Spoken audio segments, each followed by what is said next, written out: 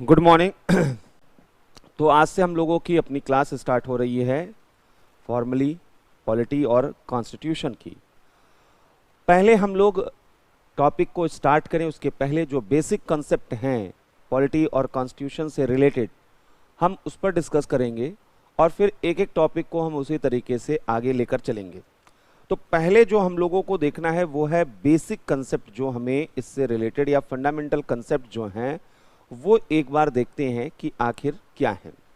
तो आधारभूत जो संकल्पनाएं हैं हम उन पर बात करने वाले हैं। आप लोगों के ग्रुप में मटेरियल जो है शायद प्रोवाइड करा दिए गए होंगे हिंदी और इंग्लिश में, तो वहाँ पर एक रिटन फॉर्म में आपको चीज़ें मिल गई हैं। लेकिन यहाँ हमारा जो पर्पज़ है वो बेसिकली हमारा पर्पज़ है यहाँ पर बहुत ही माइन्यूटली हर एक चीज़ की अंडरस्टैंडिंग डेवलप करना। क्लास का इंपॉर्टेंस ये नहीं होता है कि इंफॉर्मेशन बम्बार्डिंग करना, कि आपको सारे इंफॉर्मेशंस वहाँ पर देना। आपके पास मटेरियल है, बुक्स है, तमाम तरीके के मैगजीन्स आते हैं, टेक्स्ट बुक्स आते हैं, वो चीज़ें वहाँ से कंपनसेट हो जाती हैं। लेकिन प्रॉब्लम आती है अपना एक थॉट, अपना एक ओपिनियन वहाँ पर ड्रॉ करने में या उस चीज़ को विजुलाइज करने में। तो हमारा पर्पज़ यहाँ पर क्लास के थ्रू रहेगा कि हम इंफॉर्मेशंस वगैरह पे तो बात करें, लेकिन हम ज़्यादा फोकस इस बात पर करें कि किस तरीके से हम चीज़ों को विजुलाइज कर सकते हैं। तो पहले तो जो बेसिक कंसेप्ट में हम लोगों को समझना है कि हम पॉलिटी और कॉन्स्टिट्यूशन में जो कुछ पढ़ेंगे वो जिस इंस्टीट्यूशंस के इर्द गिर्द है उसे कहते हैं स्टेट। यानी स्टेट क्या है, पहले एक बार तो हम इस चीज़ को समझेंगे कि व्हाट इज स्टेट अगर हम यहाँ पर बात कर रहे हैं। राज्य की बात की जाती है तो राज्य को किस रूप में देखा जाता है, क्या है स्टेट असल में, व्हाट इज स्टेट, यहाँ पर हमें समझना है। राज्य की बात की जाए तो अगर हम प्रिमिटिव सोसाइटी में जाएं, यानी आदिम समाजों में, एंशिएंट इरा में जाएं, जहाँ पर ह्यूमन सिविलाइजेशन जो है वह धीरे धीरे प्रोग्रेस कर रहा था, तो उस दौर में बहुत से थिंकर का मानना है कि स्टेट या गवर्नमेंट जैसा कोई कंसेप्ट अचानक नहीं आ गया था, बल्कि एक ऐसी नीड आई, ऐसा सिचुएशन, ऐसा सर्कमस्टेंसेस था जहां पर स्टेट की नीड आई, यानी जरूरत थी। स्टेट की जरूरत क्यों पड़ी? तो पहली चीज यहां पर आता है कि वाई, यानी स्टेट क्यों जरूरी है, उसका रीजन क्या है, पहले वो हम समझते हैं। असल में कोई एक सोसाइटी में लोग अगर रहते हैं, सोसाइटी तो कहीं पर भी फॉर्म हो सकती है।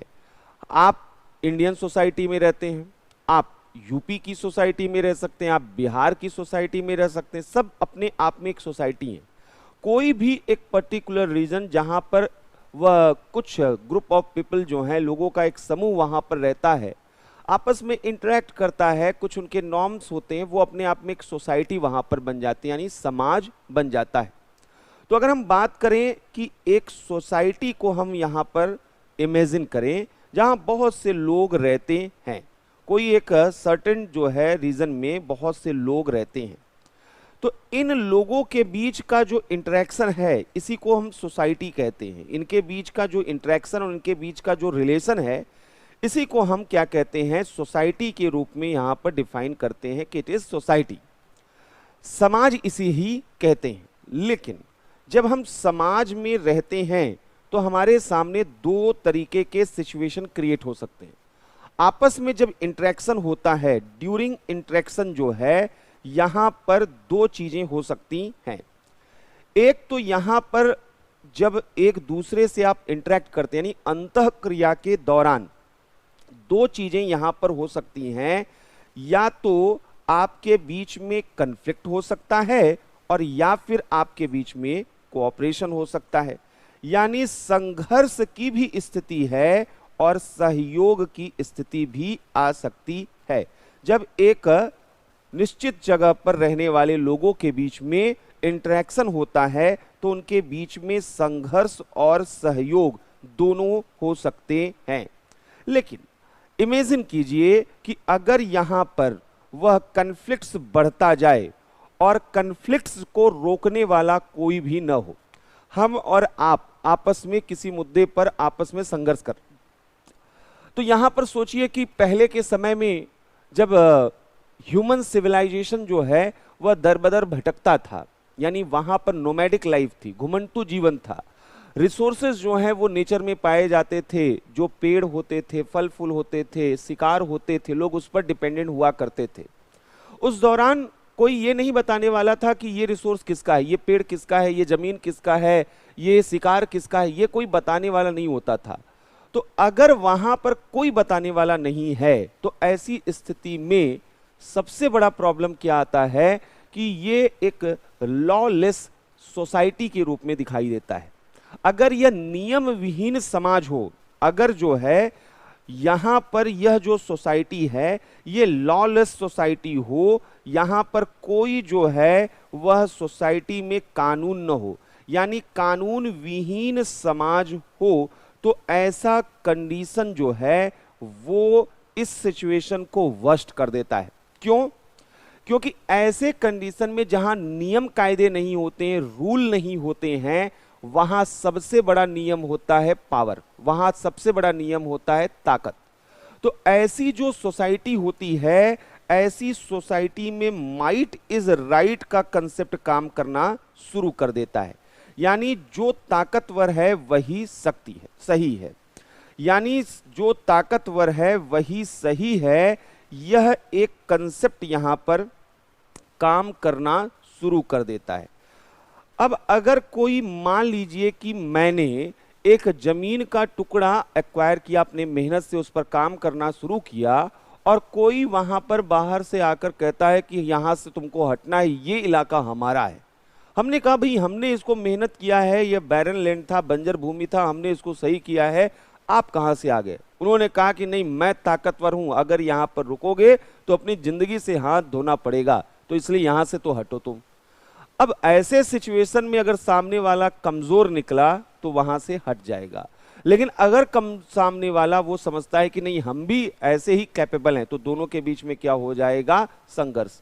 और इस संघर्ष में कई बार वहां पर उन दोनों के जीवन का अंत भी हो सकता है। मतलब ऐसी सोसाइटी में लाइफ जो है वह अनस्टेबल लाइफ है, यह नश्वर जीवन हो जाता है, क्षणभंगुर जीवन हो जाता है, लोग आपस में मर रहे हैं, मिट रहे हैं, एक दूसरे से लड़ाई संघर्ष कर रहे हैं।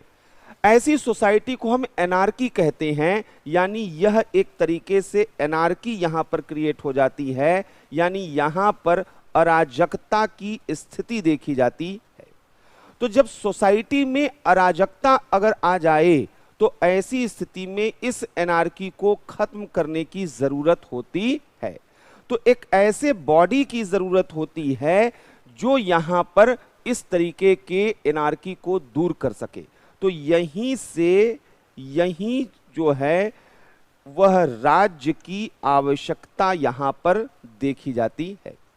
राज्य की आवश्यकता क्यों देखी जाती है? स्टेट की नीड क्यों यहां पर देखी जाती है? नीड ऑफ स्टेट यहां पर क्यों आता है?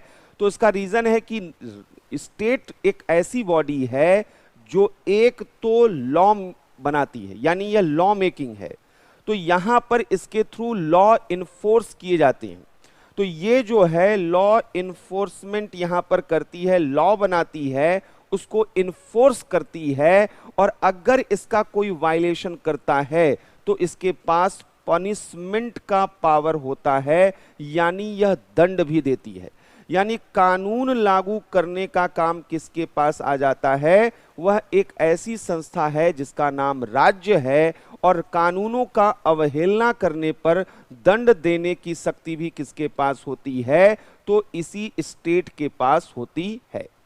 तो हमने एनार्की को खत्म करने के लिए, यहां पर अराजकता को खत्म करने के लिए राज्य की जरूरत होती है। तो कोई पूछे कि स्टेट की जरूरत क्यों है, तो पहला हमारा जवाब होता है कि एक एनार्कियल लाइफ हम नहीं जी सकते, एक अराजकपूर्ण समाज में हम जीवन नहीं जी सकते हैं जहां कोई नियम, जहां कोई कानून न हो। राज्य एनार्की को खत्म करके एक लॉ बेस्ड सोसाइटी यहां पर बनाता है। यह कानून आधारित समाज बनाने का काम किसका होता है? वह यहां पर स्टेट का होता है। तो हमारी जो सोसाइटी आप देख रहे हैं, इसमें कानून कौन बना रहा है? क्या हम और आप इतने कैपेबल हैं कि अपने लिए नियम कानून बना लें? हमारे लिए कानून स्टेट बना रहा है, गवर्नमेंट बना रहा है। और उसको इन्फोर्समेंट भी कर रहा है, उसको लागू भी कर रहा है। यानी अगर कोई कानून का पालन नहीं करता है तो उसे क्या दिया जाता है? पनिशमेंट दिया जाता है। तो इनिशियली जो है स्टेट के बारे में जो कंसेप्ट बनता है, तो कंसेप्ट क्या बनता है कि जो स्टेट है, रोल ऑफ स्टेट की बात जब की जाती है कि आखिर राज्य की भूमिका क्या है, तो हमने जैसा यहां पर बताया कि पहली चीज तो है कि एक सिविलाइज्ड सोसाइटी के लिए, एक सभ्य समाज के लिए, जहां कानून और नियमों का के तहत समाज में लोग एक दूसरे के साथ रह रहे हों, उसके लिए राज्य जैसी संस्था की जरूरत पड़ती है। लेकिन जैसे जैसे हमारा सिविलाइजेशन आगे बढ़ा, स्टेट का जो रोल है वो भी एक्सपेंड किया, राज्य को लेकर हमारे एक्सपेक्टेशन भी क्या है? बदलने लगे। तो हमने राज्य की भूमिका को पहले तो देखा सिक्योरिटी प्रोवाइडर के रूप में, हम उसे सिक्योरिटी प्रोवाइडर के रूप में यहां पर देखते हैं।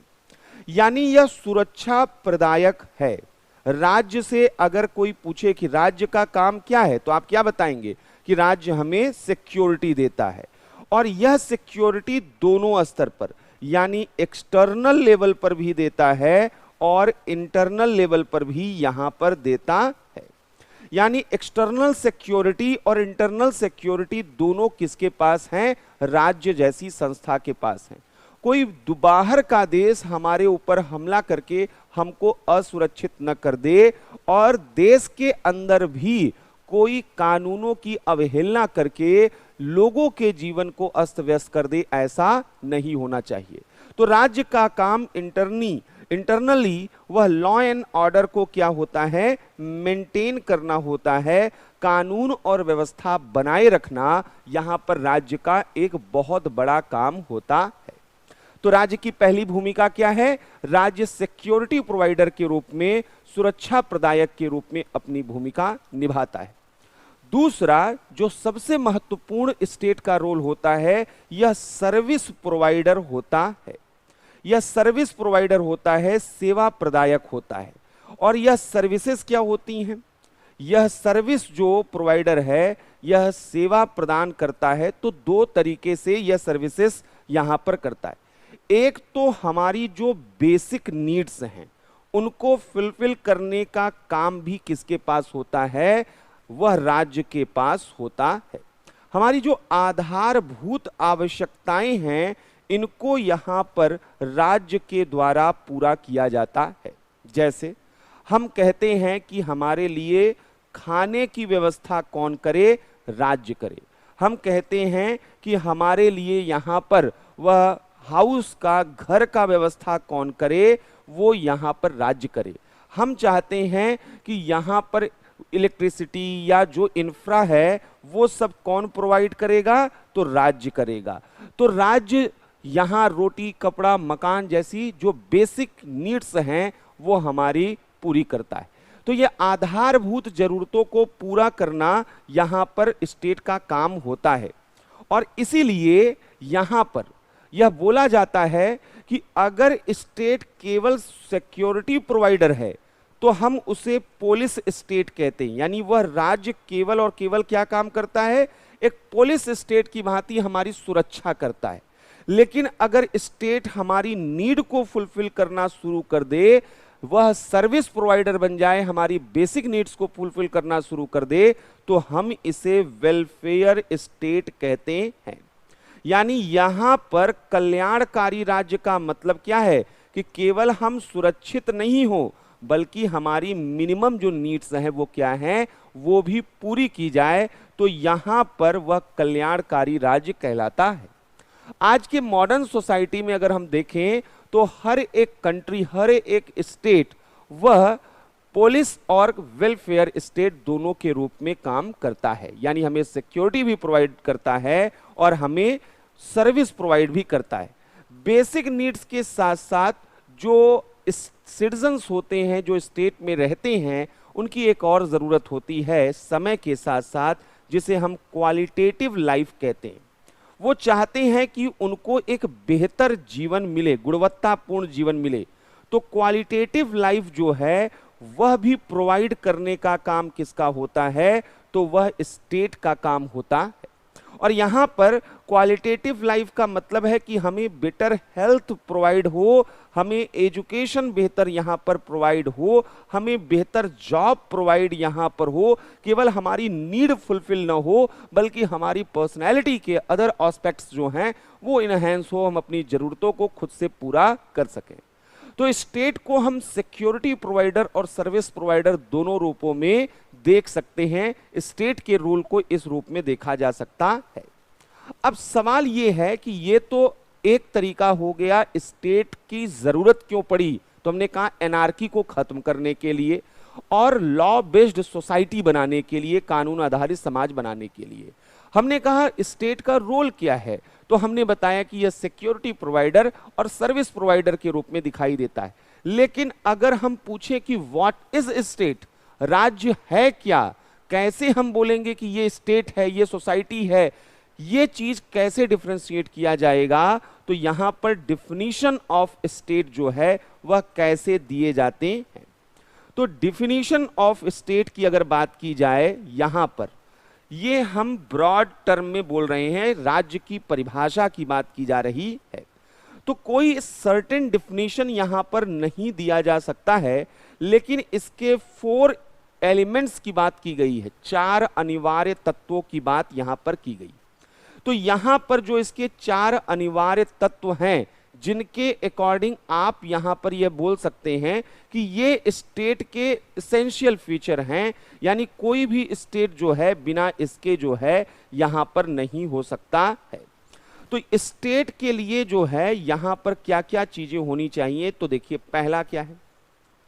पहला स्टेट के लिए जो है यहां पे हमने कहा कि 4 एलिमेंट्स जो हैं होने चाहिए, 4 तत्व होने चाहिए, एसेंशियल 4 अनिवार्य तत्व होने चाहिए, तभी हम बोलेंगे कि यह जो है राज्य है। तो राज्य को तब परिभाषित करेंगे। पहला जो सबसे इंपॉर्टेंट चीज है वो ये है कि उसका अपना एक सर्टेन टेरिटरी हो, यानी एक निश्चित क्षेत्र हो, निश्चित क्षेत्र हो। जैसे हमने यहां पर बोला कि आर्कटिक जो है, अंटार्कटिका की अगर हम बात करें तो अंटार्कटिका एक क्षेत्र है, तो वहां पर टेरिटरी है, बिल्कुल है। तो पहली चीज टेरिटरी हो गई। दूसरा पॉपुलेशन होना चाहिए, पॉपुलेशन होना चाहिए, यानी जनसंख्या होनी चाहिए वहां पर। तो क्या अंटार्कटिका में पॉपुलेशन है? तो नहीं है, तो यह स्टेट की डिफिनेशन में आएगी नहीं। कोई ऐसी टेरिटरी जहां पर पॉपुलेशन ही नहीं है तो वह स्टेट की कैटेगरी में नहीं आएगी, उससे स्टेट हम नहीं कहेंगे। अब मान लीजिए कि हमने कहा कि यहां पर कोई एक ऐसी व्यवस्था हम इमेजिन करें, जैसे हम बात करें कि क्या उत्तर प्रदेश वह एक स्टेट है, स्टेट की डिफिनेशन में आएगा? तो तीसरा एलिमेंट्स क्या होता है वो भी देखिए। तीसरा है गवर्नमेंट। गवर्नमेंट जो है यानी राज्य जो है वहां पर होना चाहिए। सरकार, सरकार गवर्नमेंट एक बॉडी है जहां पर कुछ लोग जो हैं वो रूल करते हैं, गवर्न करते हैं उस पर्टिकुलर टेरिटरी में रहने वाले पॉपुलेशन को, उनके लिए रूल लॉ वगैरह बनाते हैं। तो वहां एक सरकार होनी चाहिए। अगर हम यूपी की बात करें केवल, तो हम देखेंगे कि यूपी की टेरिटरी है, निश्चित टेरिटरी है, यहां पर पॉपुलेशन रहती है, बिल्कुल रहती है, यहां यूपी की गवर्नमेंट है, बिल्कुल है।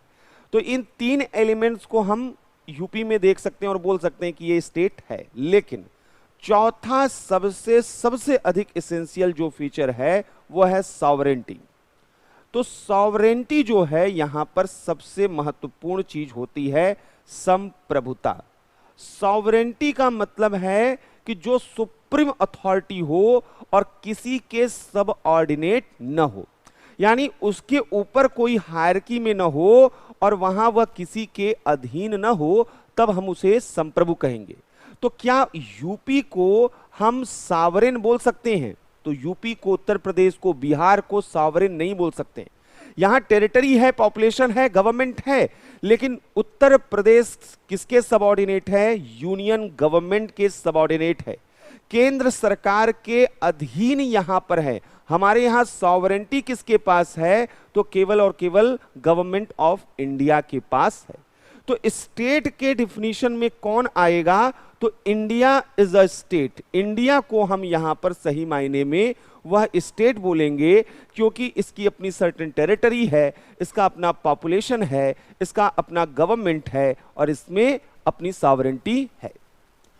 इसलिए इसे हम स्टेट कहते हैं। तो स्टेट का मतलब वो नहीं है जो आप लोग पॉपुलरली सुनते हैं, लोकप्रिय रूप में सुनते हैं, बिहार, उत्तर प्रदेश, मध्य प्रदेश। ये सब स्टेट तकनीकी रूप में टेक्निकली नहीं है, ये बेसिकली प्रोविंस हैं, ये लोग प्रांत हैं, यूनिट्स हैं, इकाइयां हैं, लेकिन ये स्टेट की डिफिनीशन में नहीं आते हैं, क्योंकि स्टेट के लिए सॉवरेंटी चाहिए। इसी तरीके से पाकिस्तान क्या है? वो एक सॉवरेन स्टेट है, वहां पर वो पाकिस्तान स्टेट है, लेकिन उसके जो प्रोविंस हैं, पंजाब है, वहां पर खैबर पख्तूनख्वा है, या सिंध है, या बलूचिस्तान है, तो ये सब प्रोविंस हैं, ये सब स्टेट नहीं है। पाकिस्तान एक स्टेट है, अमेरिका एक स्टेट है, चाइना एक स्टेट है, रशिया एक स्टेट है। उसके जो यूनिट्स प्रोविंस हैं वो स्टेट के डिफिनेशन में नहीं आते हैं टेक्निकली, पॉलिटिकल साइंस के लैंग्वेज में अगर बात किया जाए।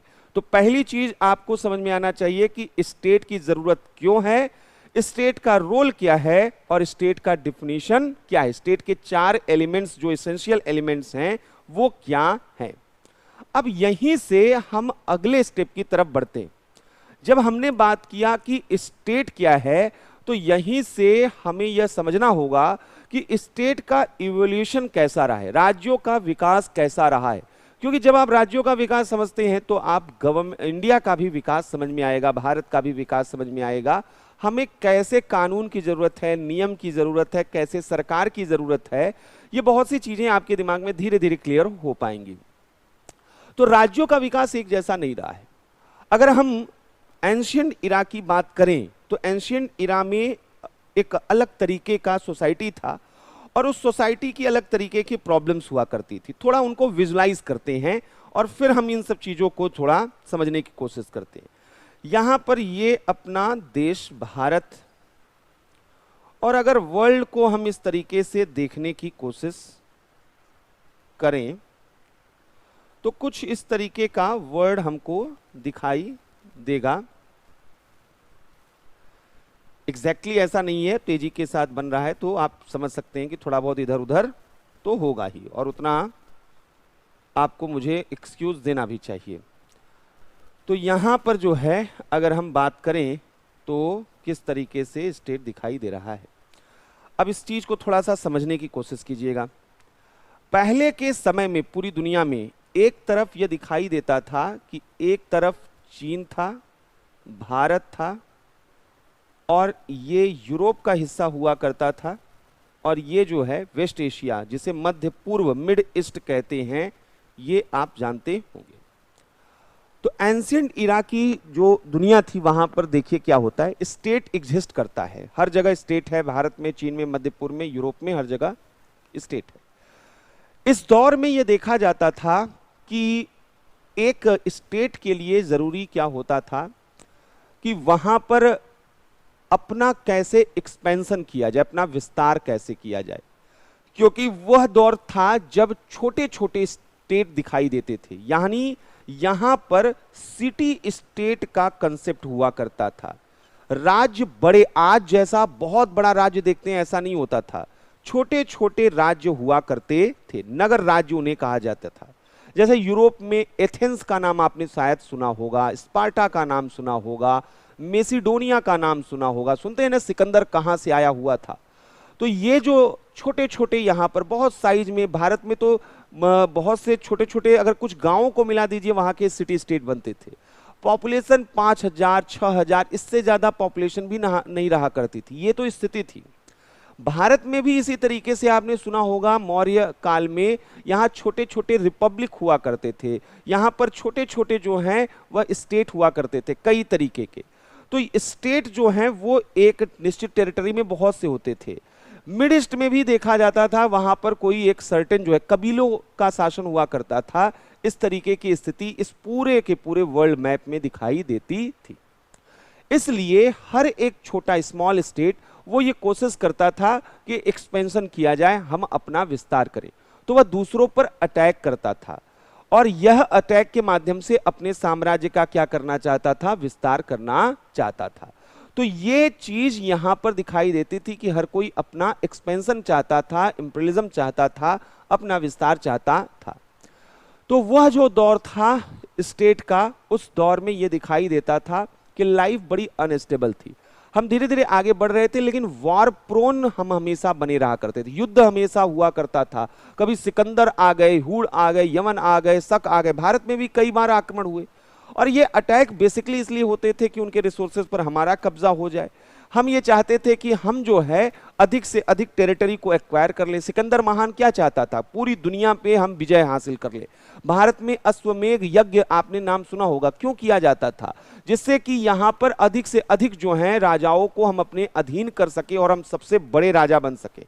यानी हम अपने स्टेट का क्या चाहते थे, एक्सपेंशन चाहते थे। लंबे समय तक यही चीजें यहां वर्ल्ड में देखी गई। जब मॉडर्न इरा आया, आधुनिक काल आया, तो यूरोप में ये प्रवृत्ति और बढ़ी। यूरोप में ये प्रवृत्ति बढ़नी शुरू हुई तो वहां पर देखा गया कि जो स्टेट थे उनके बीच में कॉन्फ्लिक्ट्स बहुत तेजी के साथ बढ़े। खासकर Britain, France, Austro Hungary state, ये वो स्टेट थे, वो गवर्नमेंट थे जिनके बीच में वॉर लगातार होते रहते थे और ये चाहते थे कि इनका अपना जो है वह धीरे धीरे जो यहाँ पर जो रोल है, जो इनका टेरिटरी है, वो एक्सपेंड यहां पर होती रहे। इसी बीच जो यूरोप की सबसे बड़ी घटना मानी जाती है, वह मानी जाती है 30 ईयर वॉर। आप में से जो लोग हिस्ट्री के स्टूडेंट होंगे उन्होंने 30 ईयर वॉर जरूर पढ़ा होगा। 1618 से लेकर 1648 तक ये 30 ईयर वॉर यूरोप का सबसे ज्यादा खतरनाक वार माना जाता है। इन 30 सालों में यूरोप में बहुत कुछ क्षति हुई, बहुत कुछ नुकसान हुआ और यहां पर फिर सभी यूरोप के लोग, जब 1648 में वॉर जो है उस पर रोक लगी, युद्ध जो है वो एक जगह पे जाकर थमा, तो सभी लोग एक दूसरे के साथ बैठे और उन्होंने कहा कि यही लाइफ हमने चुना है, यही ह्यूमन सिविलाइजेशन का प्रोग्रेस है। हम एक दूसरे को अगर इसी तरीके से हमला करते रहेंगे, अटैक करते रहेंगे, एक दूसरे की टेरिटरी में एंट्री करते रहेंगे, तो हमारी लाइफ, हमारा सिविलाइजेशन का क्या मतलब है, हम खत्म हो जाएंगे। हमें कोई एक ऐसा एग्रीमेंट करना होगा, हमें एक मिनिमम ऐसा कोई ना कोई कंसेंसस बनाना होगा, सहमति बनानी होगी कि हम एक दूसरे की टेरिटरी में इंटरफेयर न करें और स्टेबिलिटी हो, जो जहां है वो वहां पर रहे, पीस रहे और लोग अपना अपना डेवलपमेंट कर सके। वॉर को अवॉइड करना जरूरी है क्योंकि हम सिविलाइजेशनल प्रोग्रेस लगातार कर रहे हैं, तो हमारी रेशनैलिटी तो हमको यही कहती है कि हमें अब पीस को चुनना है। इसीलिए एक ट्रिटी की गई और यह ट्रिटी 1648 में की गई, जिसे वेस्टफेलिया ट्रिटी कहते हैं। यानी वेस्टफेलिया संधि यहां पर 1648 में यूरोप में की गई। इस वेस्टफेलिया संधि में एक नया कंसेप्ट आया जिसे कहा जाता है नेशन, यानी राष्ट्र का कंसेप्ट, और कहा गया कि स्टेट और नेशन इन दोनों को क्लब कर देने की जरूरत है और इसे नेशन स्टेट का कंसेप्ट कहा गया, राष्ट्र राज्य की धारणा कही गई। यहीं से यह डिबेट शुरू हो गया कि आखिर यह नेशन क्या है, यह स्टेट क्या है और यहां पर इन दोनों में क्या अंतर है। और अगर इंडिया को हम देखें तो इंडिया क्या नेशन है या नहीं है। तो नेशन स्टेट का जो कंसेप्ट है वो आया यहां पर। नेशन स्टेट को पहले हम यहां पर समझते हैं। अगर हम बात करें नेशन स्टेट, तो इसका बैकग्राउंड क्या था, ये क्यों यहां पर आया हुआ था। तो यहां पर पहले बैकग्राउंड समझते हैं और फिर जो है यहां पर समझते हैं। यूरोप में हमने कहा 30 ईयर वॉर वहां पे हुआ, 30 ईयर वॉर, 30 वर्षीय युद्ध यहां पर देखा गया। और इस 30 वर्षीय युद्ध में ये 1618 टू 1648 यहां पर देखा गया। और ये जो यहां पर देखा गया तो 1648 में एक ट्रिटी हुई जिसे हम वेस्टफेलिया संधि कहते हैं। वेस्टफेलिया संधि या ट्रिटी यहां पर कहा जाता है, ये 1648 में यहां पर देखा गया। और इस यहां वेस्टफेलिया ट्रिटी से क्या क्या चीजें बोली गई? तो पहली चीज यहां पर बोला गया कि राष्ट्र राज्य की धारणा को स्वीकार किया गया। पहले तो नेशन स्टेट को रिकॉग्नाइज किया गया, राष्ट्र राज्य की धारणा को स्वीकार किया गया।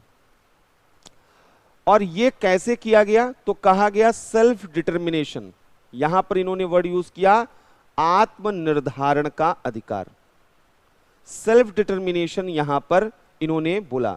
और यह सेल्फ डिटर्मिनेशन जो है, राइट टू सेल्फ डिटर्मिनेशन, यहां पे राइट टू सेल्फ डिटर्मिनेशन का कंसेप्ट आया, डिटर्मिनेशन का कंसेप्ट यहां पर आया। अब इसका मतलब क्या था पहले थोड़ा सा समझिएगा। वेस्टफेलिया ट्रीटी ने कहा कि भाई ऐसा है कि एक सर्टेन टेरिटरी में एक खास किस्म के लोग रहते हैं, एक कॉमन लोग रहते हैं। जैसे फ्रेंच बोलने वाले जो लोग हैं वो अगर रह रहे हैं तो वो डिसाइड करेंगे ना, लोग डिसाइड करेंगे कि हमारे यहां फ्रेंच गवर्नमेंट होगी। तो यह लोगों का अधिकार होना चाहिए कि वो अपनी गवर्नमेंट को चुने, न कि कोई बाहर का आदमी आकर कहे कि हम आपके ऊपर रूल करेंगे। फ्रेंच लोगों के ऊपर जर्मन लोग आकर रूल करें या ब्रिटिश लोग रूल आकर करें, यह नियम अब आगे कंटिन्यू नहीं रहेगा। सेल्फ डिटर्मिनेशन, वहां की जनता यह डिसाइड करेगी कि उनके ऊपर रूल कौन करेगा। तो राइट टू सेल्फ डिटर्मिनेशन से पहला कंसेप्ट आया कि हम वेस्टफेलिया ट्रीटी ने नेशन स्टेट के कंसेप्ट को यहां पर स्वीकार किया, यानी कि यहां पर एक सर्टेन टेरिटरी में रहने वाले एक कॉमन आइडेंटिटी के जो लोग हैं, एक जैसे जो लोग हैं, वो अपने यहां अपनी सरकार चुनेंगे। और अगर ऐसा होगा तो दूसरे जो राज्य हैं उस स्टेट में, उस नेशन स्टेट में इंटरफेयर नहीं करेंगे, यानी यहां पर टेरिटोरियल इंटीग्रिटी को, क्षेत्रीय अखंडता को यहां पर स्वीकार किया गया।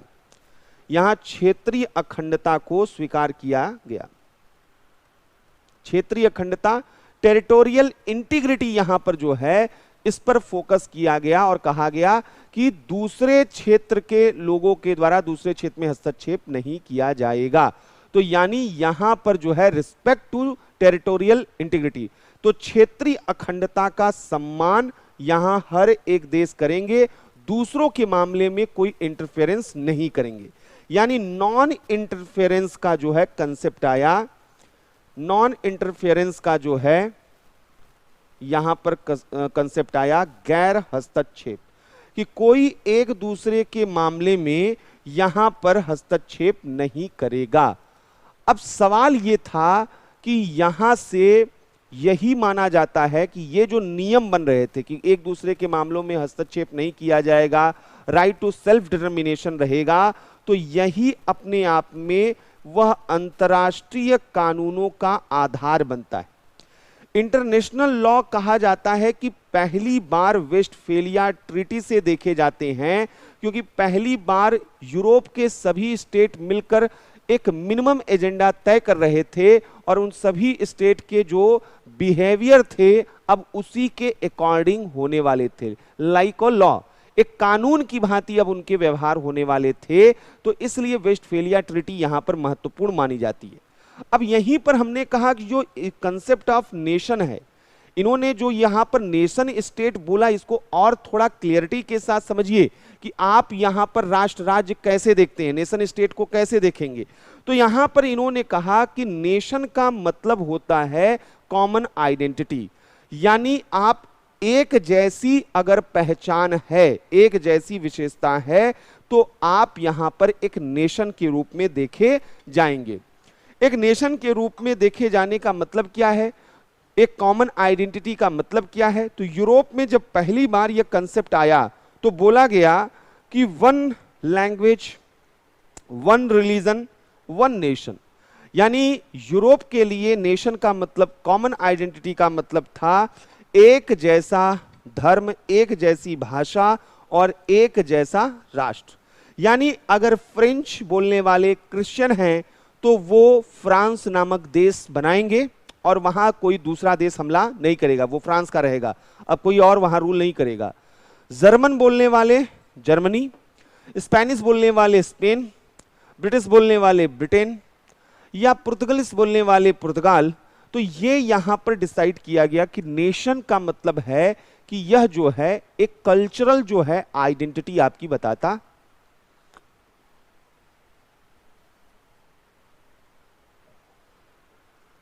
यानी कि नेशन जो है यहां पर यह जो बताता है तो यह कॉमन आइडेंटिटी की बात करता है।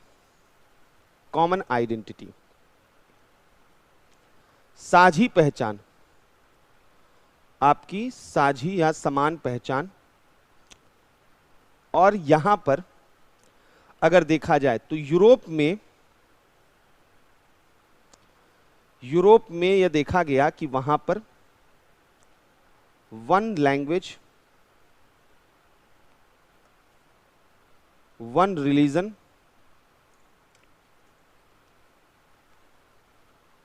One language, one religion and one nation, ये कंसेप्ट वहां पर आया। यानी उनके लिए एक भाषा, एक धर्म और एक राष्ट्र का कंसेप्ट आया। तो यहां पर जो है एक वी सेंटिमेंट पाया जाता है, यानी एक क्षेत्र में रहने वाले लोग जब अपने को एक जैसा मानते हैं तो यहां पर जो है वह नेशन का कंसेप्ट आता है। तो इनके बीच एक वी सेंटिमेंट होता है, यानी हम की भावना होती है। वी सेंटिमेंट यहां पे होता है, हम की भावना होती है। तो यहां पर शेयर्ड इमोशंस होते हैं, यह एक कल्चरल कंसेप्ट के रूप में देखा जाता है। यह एक कल्चरल कंसेप्ट के रूप में यहां पर देखा जाता। सांस्कृतिक धारणा के रूप में हम नेशन को देखते हैं। कल्चरल और इमोशनल एंड कल्चरल दोनों चीजें हैं। यह एक भावनात्मक या सांस्कृतिक धारणा के रूप में दिखाई देता है। आप भावुक हो जाते हैं कि हम एक राष्ट्र हैं, तो यह एक भावनात्मक और सांस्कृतिक धारणा है। अब थोड़ा और इसको अच्छे से समझें, क्योंकि ये सब बहुत सी धारणाएं इसी से समझ में आएंगी। अब जैसे मैं आपसे कहूं कि बात की जाए यहूदियों की, थोड़ा सा उनके बारे में देखते हैं। यहूदी जो लोग थे 1948 में एक इजराइल नामक राज्य का गठन हुआ, उसके पहले वह पूरी दुनिया में फैले हुए थे, जर्मनी में, ब्रिटेन में, फ्रांस में, अमेरिका में। तो जब अमेरिका में यहूदी रहता था तो क्या वह अमेरिका के साथ वह अपनी यूनिटी फील करता था, वी सेंटिमेंट फील करता था, इमोशनल फीलिंग उसके साथ जुड़े थे? तो इमोशनल फीलिंग नहीं जुड़े थे। वह उनकी कंट्री में रहता था, उनके स्टेट में रहता था, लेकिन वहां पर उसकी जो identity, shared identity, common identity थी, वह दुनिया के अन्य हिस्सों में जो और अब यहूदी थे उनके साथ जुड़ा था। यानी अमेरिका का ज्यू और वहां पर ज्यूस और ब्रिटेन, फ्रांस, जर्मनी का ज्यूस, वो आपस में इमोशनली कनेक्टेड थे।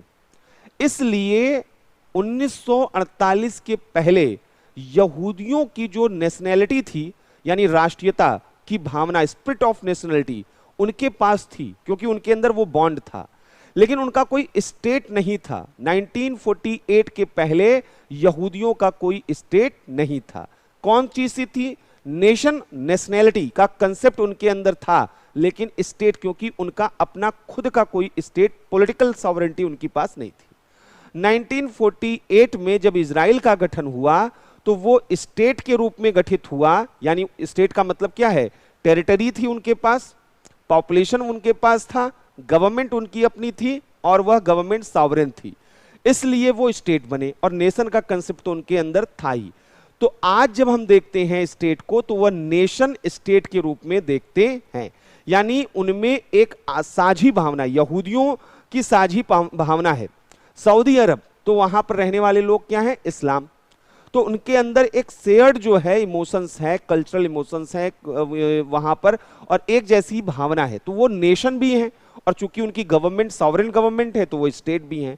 तो आज दुनिया में हम नेशन स्टेट देखते हैं, क्योंकि वहां रहने वाले लोगों के अंदर एक वहां पर साझी भावना भी होती है और साथ ही साथ वहां पर जो है एक कॉमन आइडेंटिटी के साथ एक सॉवरेन गवर्नमेंट भी होता है। क्लियर? अब आइए थोड़ा इंडिया के बारे में समझते हैं।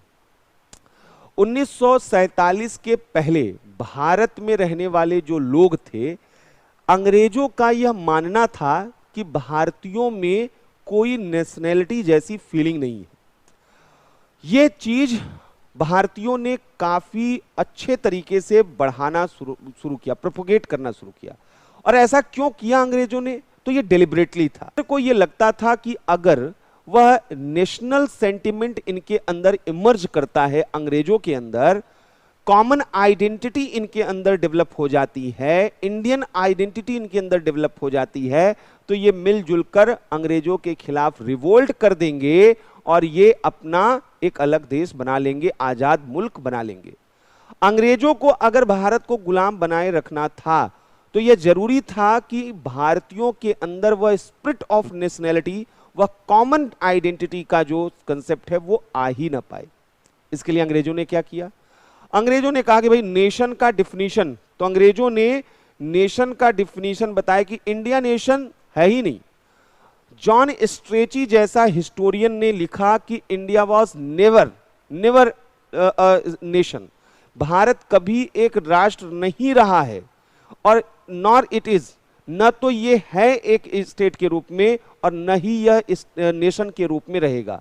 जॉन स्ट्रेची का मानना था कि भारत न राष्ट्र रहा है, न है और न कभी रहेगा। तो भारत को एक राष्ट्र के रूप में अंग्रेज नहीं मानते थे। क्यों नहीं मानते थे? तो उनका कहना था कि नेशन का मतलब जहां वन लैंग्वेज और वन रिलीजन हो। इंडिया में उन्होंने कहा मल्टीपल लैंग्वेजेस और मल्टीपल यहां पर क्या है? रिलीजन है। वो कहते थे कि यहां पर तो तमिलों का एक अलग नेशन है, कन्नड़ का अलग नेशन है, मलयालम का अलग नेशन है, हिंदी भाषी का अलग नेशन है। वो यहां पर अलग अलग लैंग्वेज और रिलीजन के आधार पर कहते थे कि अगर हम ब्रिटिशर इंडिया से चले जाएंगे तो इंडिया के कई टुकड़े हो जाएंगे और कई नेशन यहां पर बन जाएंगे। ये उनका मानना था। आप खुद से सोचिए, आपको क्या लगता है कि इंडिया एक नेशन के रूप में उसके अंदर एक कॉमन आइडेंटिटी कोई है, या वाकई इंडिया जो है वो डिफरेंट नेशंस और नेशनल्स में बटा हुआ है? भारत क्या वाकई कई राष्ट्र और राष्ट्रीयताओं में बटा हुआ है, या भारत की अपनी कोई एक साझी पहचान रही है?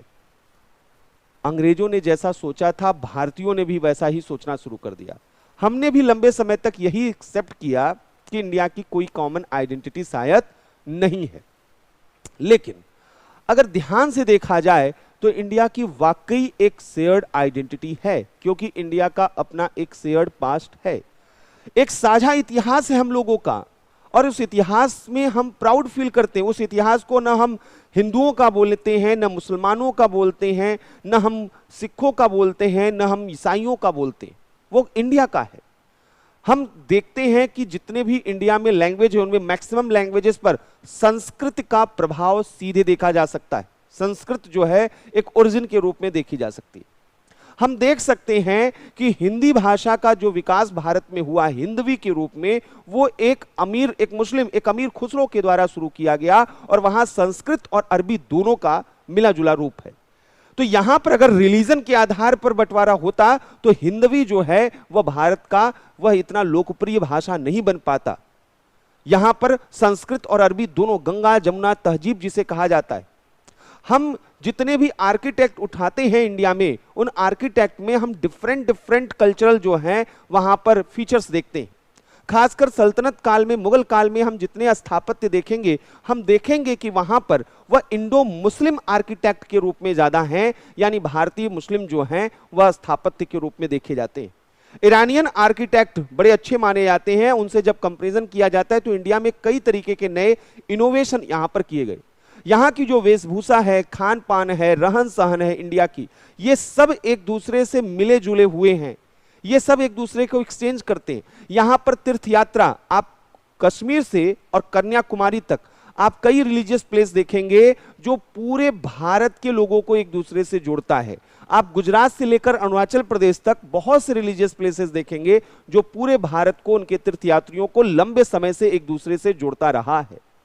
इंडिया के पास अपनी एक कॉमन आइडेंटिटी रही है, इंडिया का अपना एक साझा इतिहास रहा है, लेकिन यह साझा इतिहास डाइवर्सिटी को एक्सेप्ट करता है।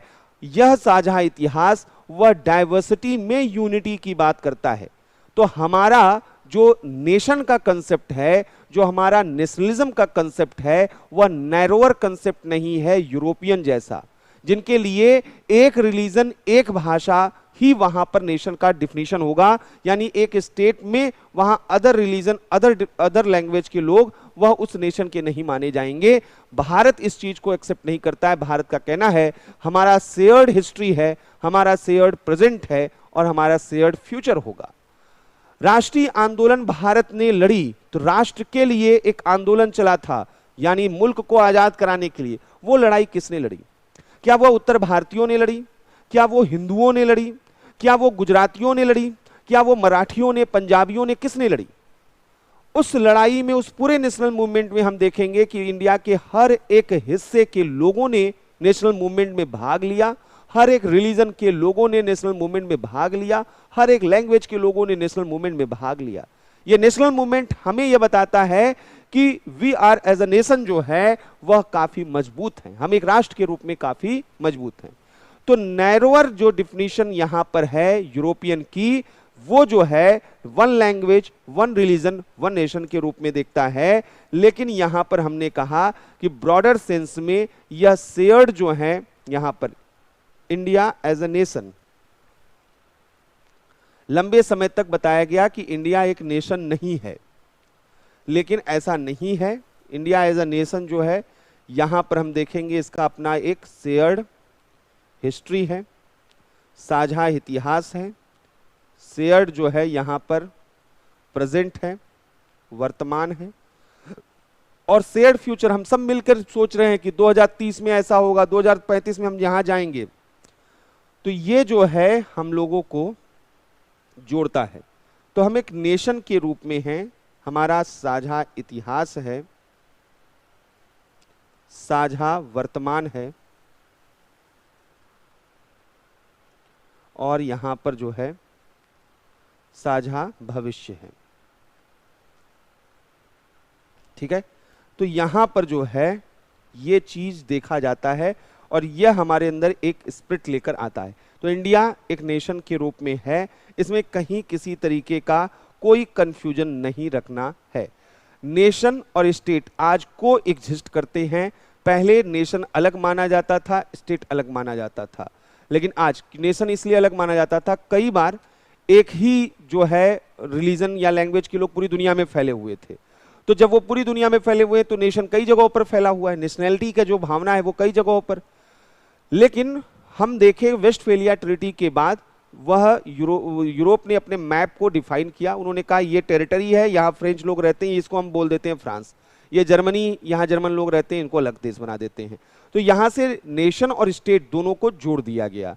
तो ये चीज पूरी दुनिया में देखी गई। आज हम नेशन स्टेट के रूप में देखते हैं। नेशन एक कल्चरल इमोशनल कंसेप्ट है, स्टेट एक पॉलिटिकल कंसेप्ट है। स्टेट यह इंडिकेट करता है कि एक टेरिटरी में एक गवर्नमेंट है, पॉपुलेशन है जो सॉवरेन है, और नेशन कि वो जो टेरिटरी में रहने वाले लोग हैं उनके अंदर एक कॉमन बॉन्ड है, टुगेदरनेस है, उनके अंदर वी सेंटिमेंट है, एक साथ रहने की भावना है।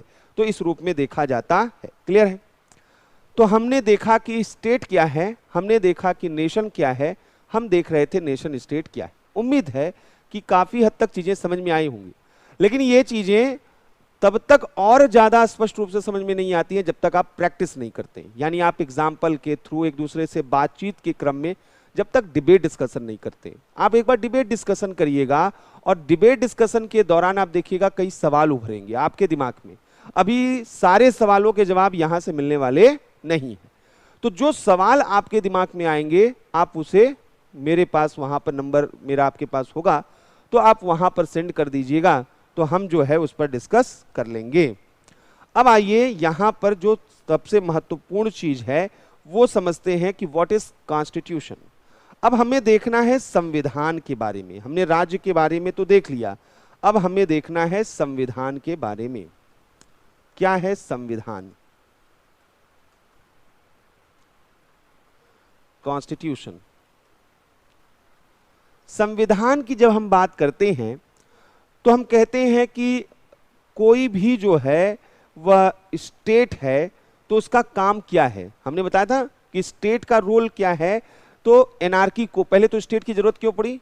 एनार्की को खत्म करने के लिए, एक लॉ बेस्ड सोसाइटी लाने के लिए, कानून पर आधारित जो है वह समाज बनाने के लिए।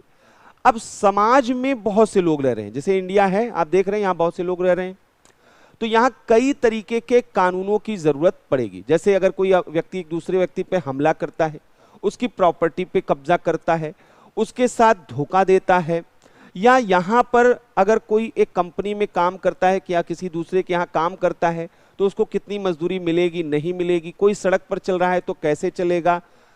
कुल मिलाकर ह्यूमन जो हमारे कंडक्ट हैं, हमारे जो मानवीय आचरण हैं, उनको नियंत्रित करने के लिए जो नियम बनाए जाते हैं उनको हम कानून कहते हैं। और ये कानून कई तरीके के होते हैं। इसलिए कोई भी देश वह अपने लिए पहले तो सेट करता है कि यह रूल, ये लॉ क्या होंगे। इन्हीं रूल और रेगुलेशन के जो ग्रेटर सेट है उसी को हम कॉन्स्टिट्यूशन कहते हैं। यानी संविधान नियमों का एक समुच्चय है। वे नियम जो उस देश में गवर्न करने के लिए, सरकार को गवर्न करने के लिए, शासन चलाए रखने के लिए जरूरी होते हैं। तो पहली चीज जो सबसे इंपॉर्टेंट यहां पर है वो कॉन्स्टिट्यूशन से रिलेटेड है। तो कॉन्स्टिट्यूशन जो है यहां पर अगर आप देखेंगे तो क्या है यहां पर पहले समझिएगा। कॉन्स्टिट्यूशन जो है वह पहला विशेषता है कि यह supreme law of the land है। यह क्या है? Collection of supreme laws of the land, यानी वह देश के सर्वोच्च कानून होते, वह देश के क्या होते हैं? सर्वोच्च कानून होते हैं, किसी देश के सर्वोच्च कानून। इनको हम यहां पर कॉन्स्टिट्यूशन के रूप में, और through which the nation is govern, जिसके थ्रू जो है सरकार संचालित होती है।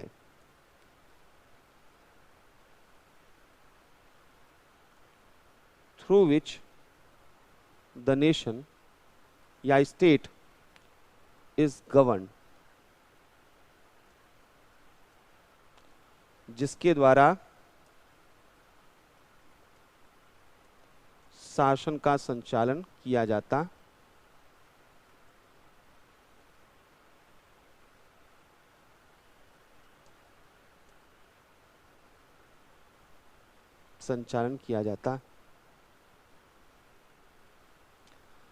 दूसरी चीज है कि ये क्या है?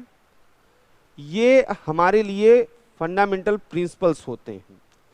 किसके लिए फंडामेंटल प्रिंसिपल होते हैं? ये फंडामेंटल प्रिंसिपल फॉर गवर्नमेंट होते हैं कि आपको क्या कहना है, क्या नहीं यहां पर करना है।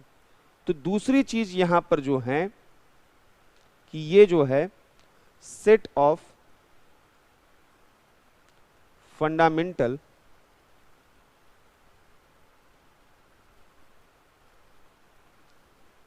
प्रिंसिपल होते हैं, मतलब ये मार्गदर्शक सिद्धांत के रूप में होते, जिसमें बताया जाता है कि नेचर ऑफ गवर्नमेंट क्या होगा, यानी सरकार की प्रकृति कैसी होगी, शासन की प्रकृति कैसी होगी, मोनार्की होगा, डेमोक्रेसी होगा, ये सारी चीजें संविधान बताता है।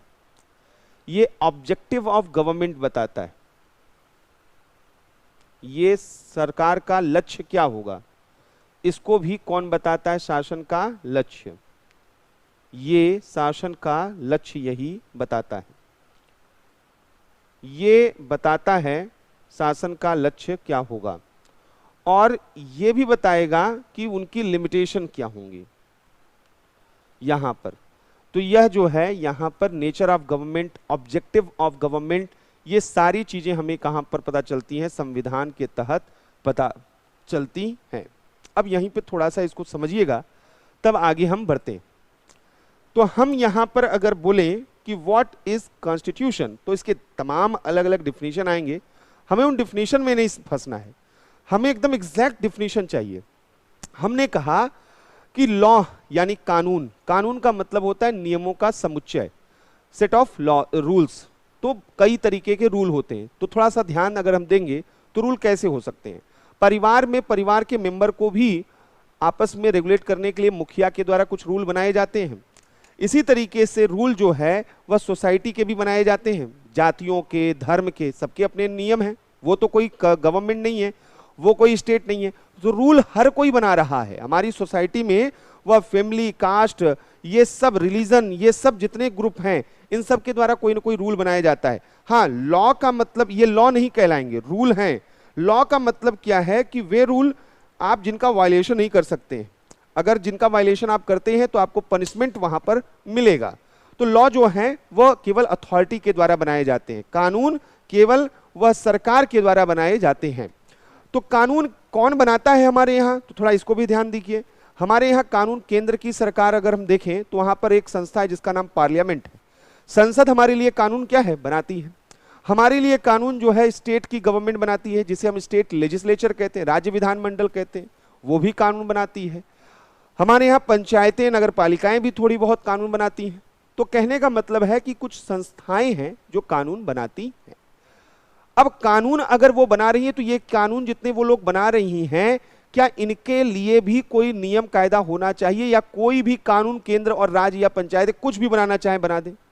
राज्य सरकार कानून बना दे कि अब हम जो है चीन के साथ युद्ध करने जा रहे हैं, ऐसा किया जा सकता है? नहीं किया जा सकता है। क्यों नहीं किया जा सकता है? क्योंकि वह राज्य का अधिकार क्षेत्र नहीं है। और यह कैसे मालूम चलता है कि यह भारत सरकार का अधिकार है या उत्तर प्रदेश सरकार का अधिकार है? यह कैसे मालूम चलता है?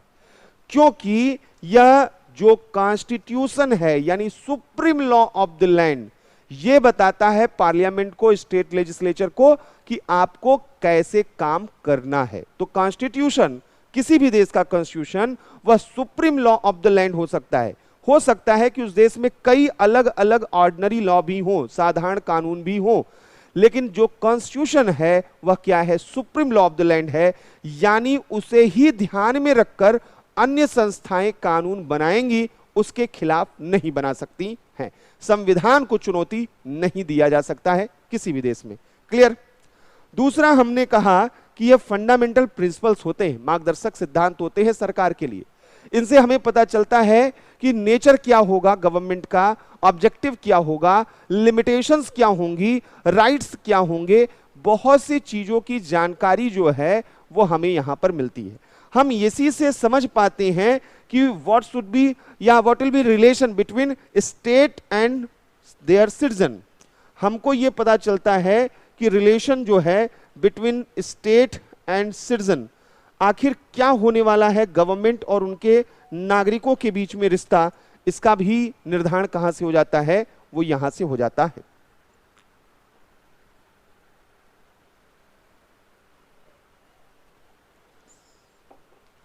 जिन्होंने क्लास 11th की कॉन्स्टिट्यूशन एट वर्क, संविधान, सिद्धांत और व्यवहार, एनसीईआरटी पढ़ी है, पहला ही चैप्टर उसमें दिया गया है कि संविधान की क्या जरूरत है, संविधान क्या है, उसके इंपॉर्टेंस को उन्होंने बताया है।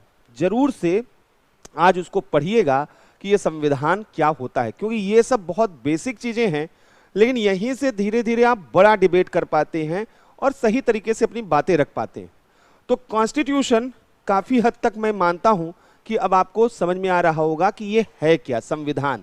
देश में कई कानून हो सकते हैं, लेकिन supreme law of the land जो है वह एक संविधान होता है। अब एक चीज और समझिएगा, संविधान अगर आपसे पूछा जाए कि यह किस तरीके की सरकार की विशेषता है, क्योंकि सरकारें भी दुनिया में अलग अलग तरीके की होती हैं।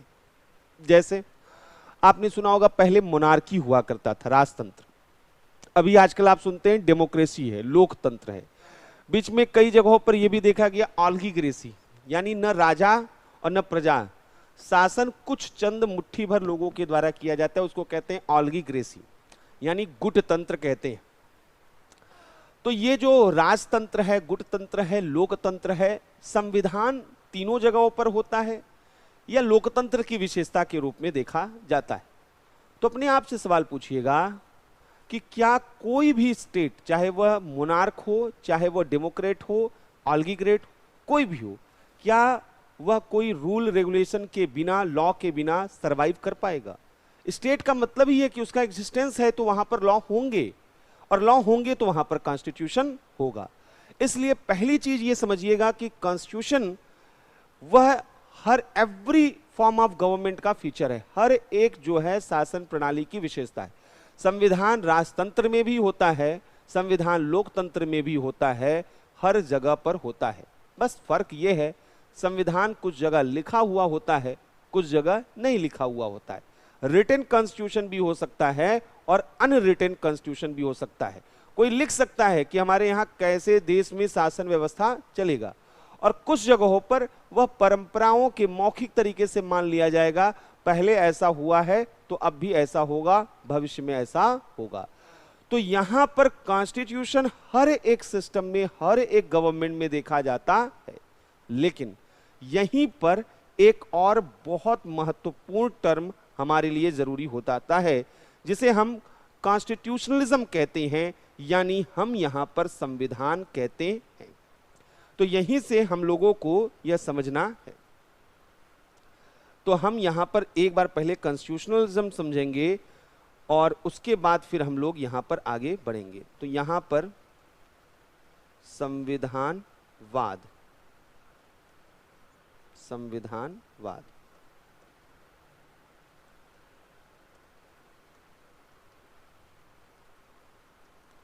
ये क्या है, पहले एक बार इसको देखते हैं। संविधान और संविधानवाद थोड़ा सा यहां पर समझिएगा। असल में जब मॉडर्न इरा में यह देखा गया कि यह बोला गया कि नया जो यहां पर आया दौर, तो बोला गया कि कॉन्स्टिट्यूशनल गवर्नमेंट होना चाहिए, संवैधानिक सरकार होनी चाहिए। मतलब क्या है? बहुत से लोगों ने इसका अर्थ लगाया कि संविधान तो होना चाहिए, तो हर एक राज्य में तो संविधान होता ही है। लेकिन आधुनिक समय में यह कल्पना की गई कि राजतंत्र के बारे में देखिए, मोनार्की कैसी है। तो मोनार्की में आप देखेंगे कि सारी शक्तियां एक राजा में होती हैं और राजा मनमाने तरीके से उसका इस्तेमाल करता है। राजा के ऊपर कोई किसी का कंट्रोल नहीं है, जो उसे मन करेगा वही वो करेगा, और यह स्थिति कहीं से भी बेहतर नहीं कही जा सकती है। इसलिए बोला गया कि यहां पर जरूरत इस बात की है कि जो गवर्नमेंट हो वह आर्बिट्रेरी न हो, एब्सेंस ऑफ आर्बिट्रेरीनेस, मनमानेपन का अभाव हो, ये निरंकुशता उसके अंदर नहीं होनी चाहिए कि वह जो मन में आए वो काम करना शुरू कर दे। यहीं से संविधानवाद यानी कॉन्स्टिट्यूशनल गवर्नमेंट का कंसेप्ट आता है। ये क्वेश्चन कई बार पूछा भी गया है, तो यहीं से कॉन्स्टिट्यूशनल गवर्नमेंट का कंसेप्ट भी आता है, यानी संवैधानिक सरकार की धारणा भी आती। और संवैधानिक सरकार का मतलब है कि एब्सेंस ऑफ आर्बिट्रेरीनेस, यानी मनमानेपन का अभाव। यहां पर पहली चीज है कि जो है मनमानेपन का अभाव।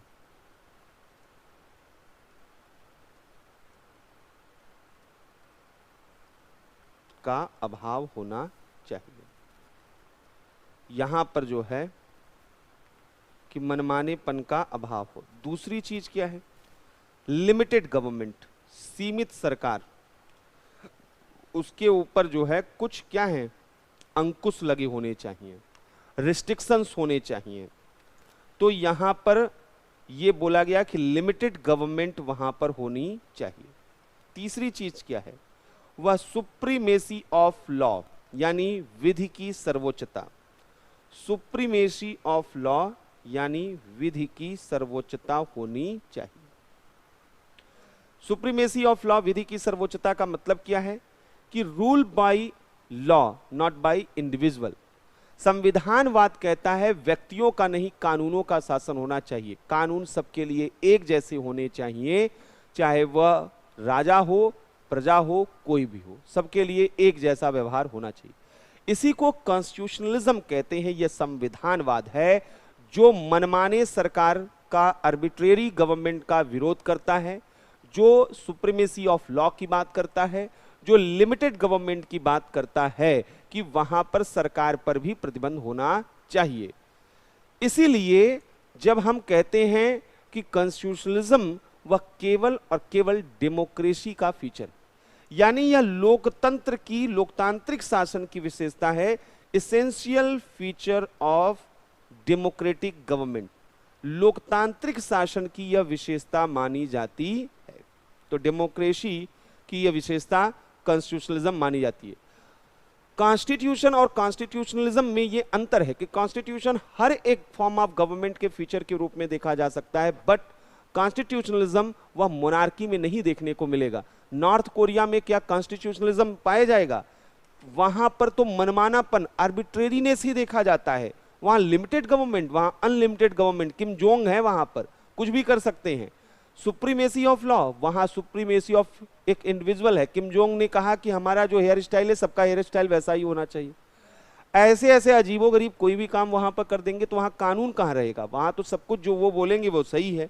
तो इसलिए कॉन्स्टिट्यूशनलिज्म केवल और केवल डेमोक्रेटिक गवर्नमेंट के फीचर के रूप में देखा जाता है। तो हमने क्या देखा यहां पर? राज्य, राष्ट्र, संविधान और संविधानवाद। हमने इन चीजों को, इन कंसेप्ट को यहां पर देखने का काम किया हुआ।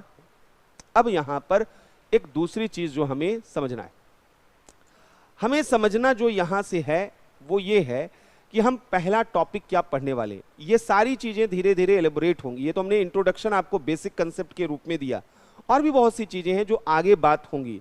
लेकिन अब हम लोग चलते हैं अपने टॉपिक की तरफ। तो टॉपिक यहां पर पहला जो हमारा है, हम लोग पहला जो काम करेंगे वह फिलॉसफी ऑफ कॉन्स्टिट्यूशन की बात करेंगे।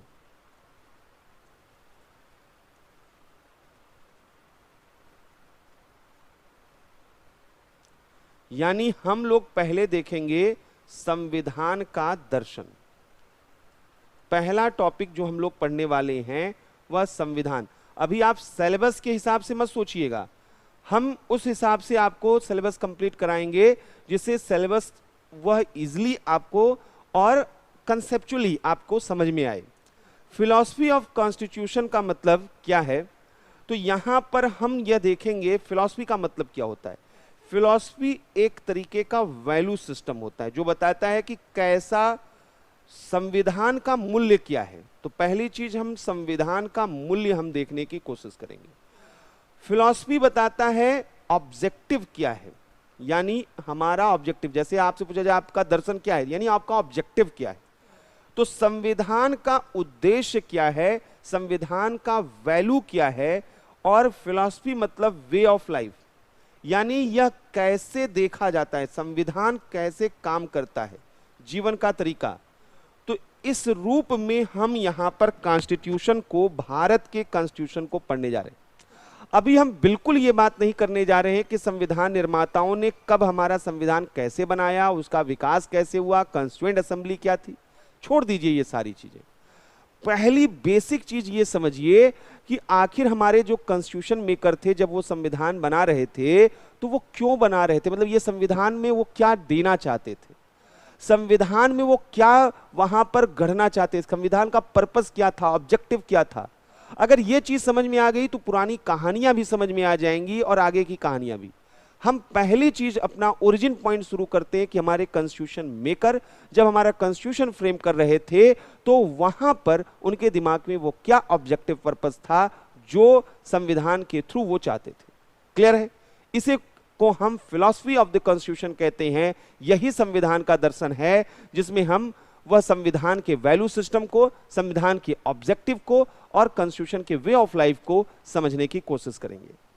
हमारा जो संविधान का दर्शन है वह 4 जगहों पर देखा जाता है संविधान के।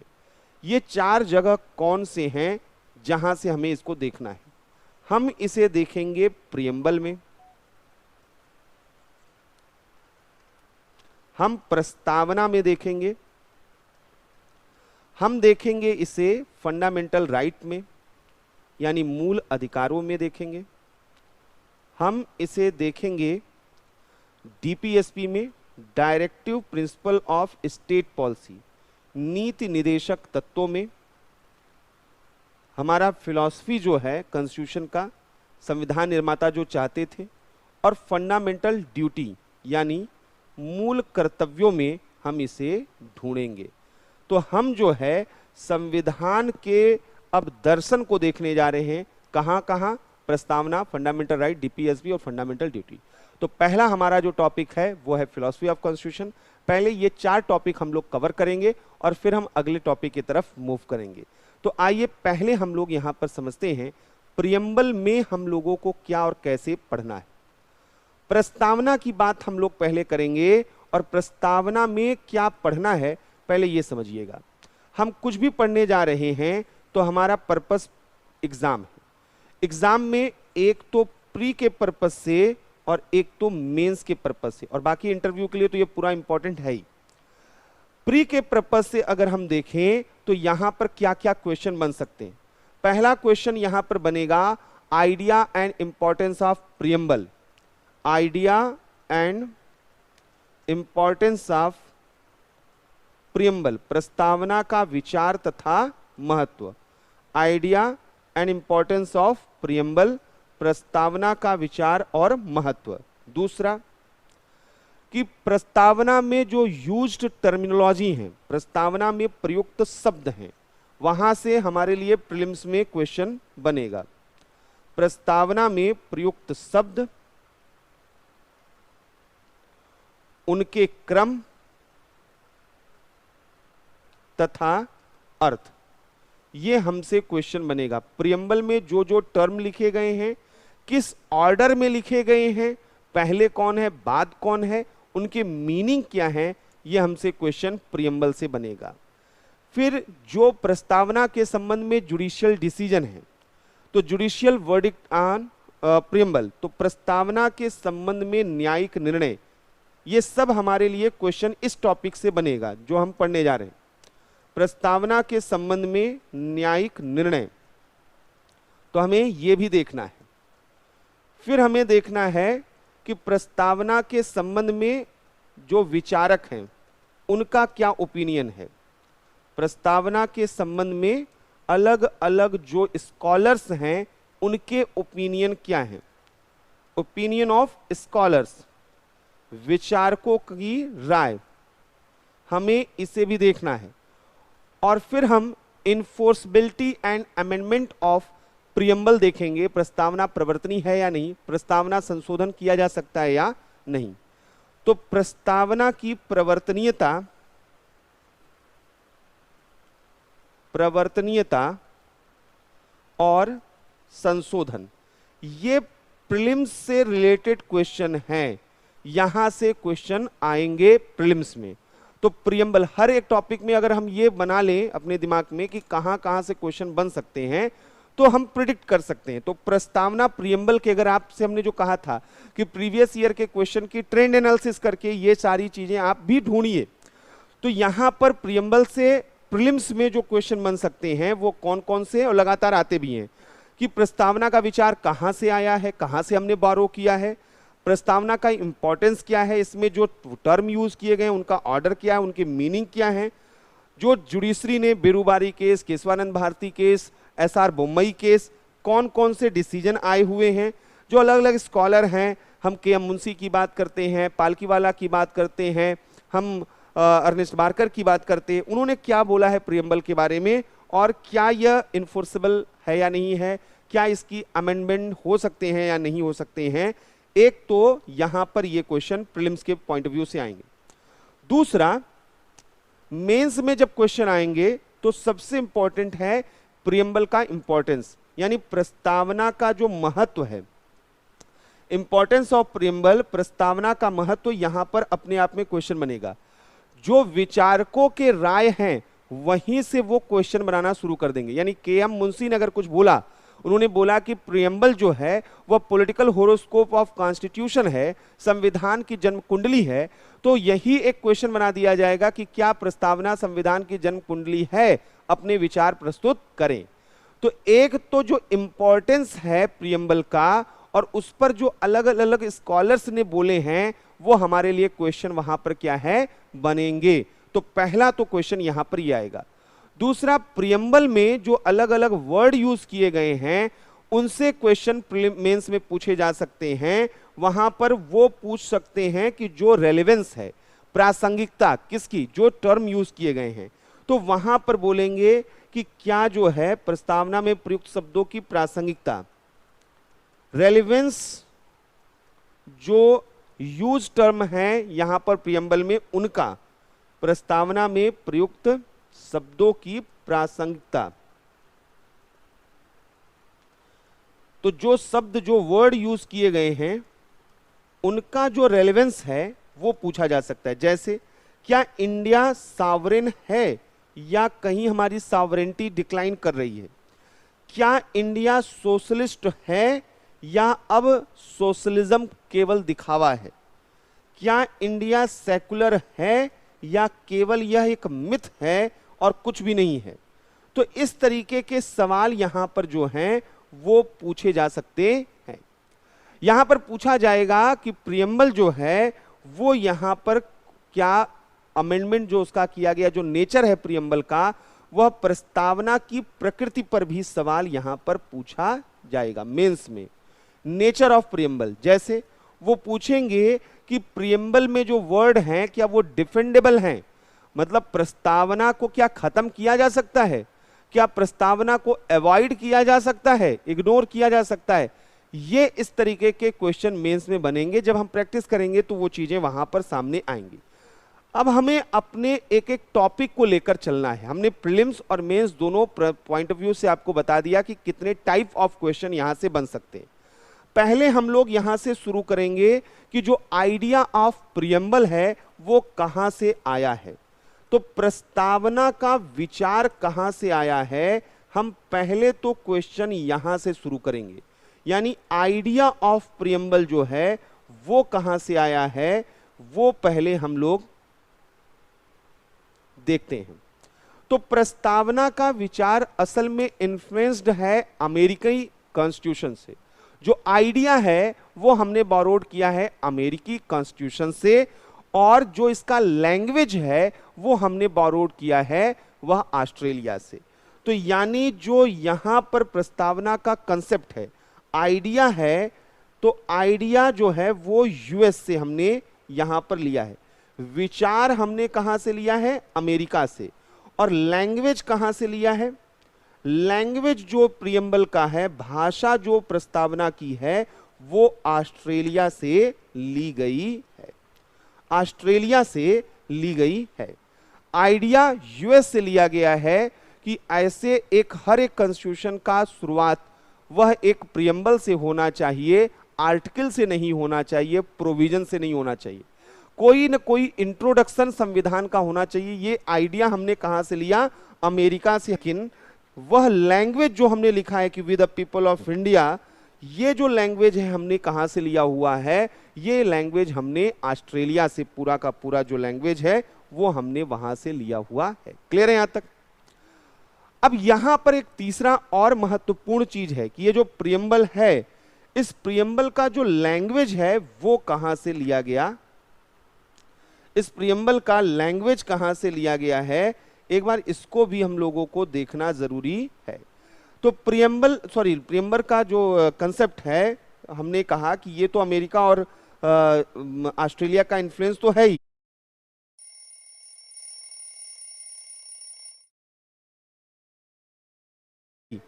इसके साथ साथ जब हमारा कॉन्स्टिट्यूएंट असेंबली पहली बार बैठा, आपको मालूम है कि 9 दिसंबर 1946 को यह फैसला हो गया कि अब हमारा जो है वह एक संविधान सभा गठित किया गया जो संविधान बनाएगा, कि अगले कुछ सालों में संविधान बनाया जाएगा। तो यहाँ पर यह जो हमारे यहाँ पर था, यह संविधान बनाना इन्होंने शुरू किया। तो यहाँ पर जो हमारा संविधान बना, यह जो संविधान बना, इसकी सेटिंग नहीं सही लग रही है, ये क्या दिखा रहा है?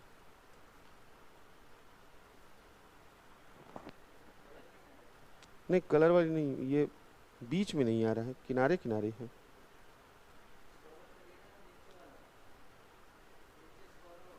नहीं दिख रहा है ना, ये देखो।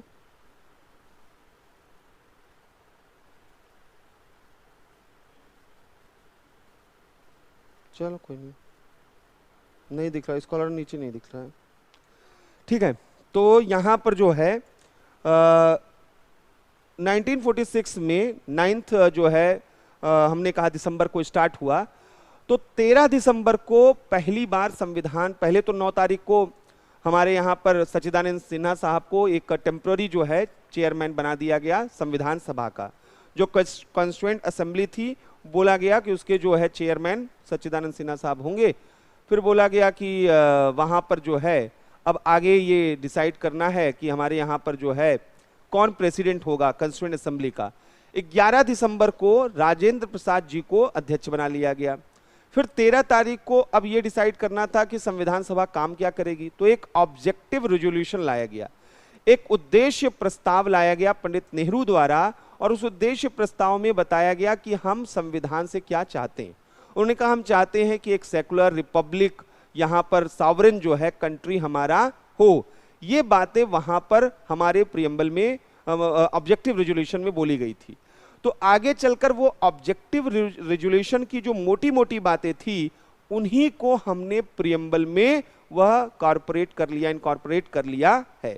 तो हमारा प्रस्तावना उद्देश्य प्रस्ताव पर आधारित है। तो 3 चीजें यहां पर हैं जो इसको इन्फ्लुएंस करती हैं, अमेरिका से कंसेप्ट, लैंग्वेज ऑस्ट्रेलिया से, और यहां पर जो है वह इन्फ्लुएंस्ड है ऑब्जेक्टिव रेजोल्यूशन से भी।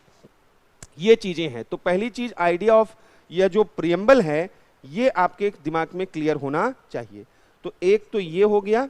दूसरा हमने कहा कि it is based on objective resolution. यह क्या है? उद्देश्य प्रस्ताव पर आधारित है, उद्देश्य प्रस्ताव पर आधारित है।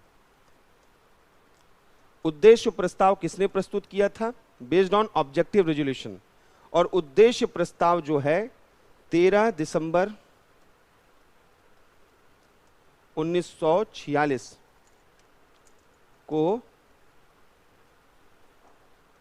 पंडित नेहरू द्वारा प्रस्तुत किया गया था, और यहां पर जो है यह 22 जो है जैन 22 जनवरी को स्वीकार किया गया था, इसको एक्सेप्ट कर लिया गया था। तो इस पर आधारित यहां पर है। क्लियर है?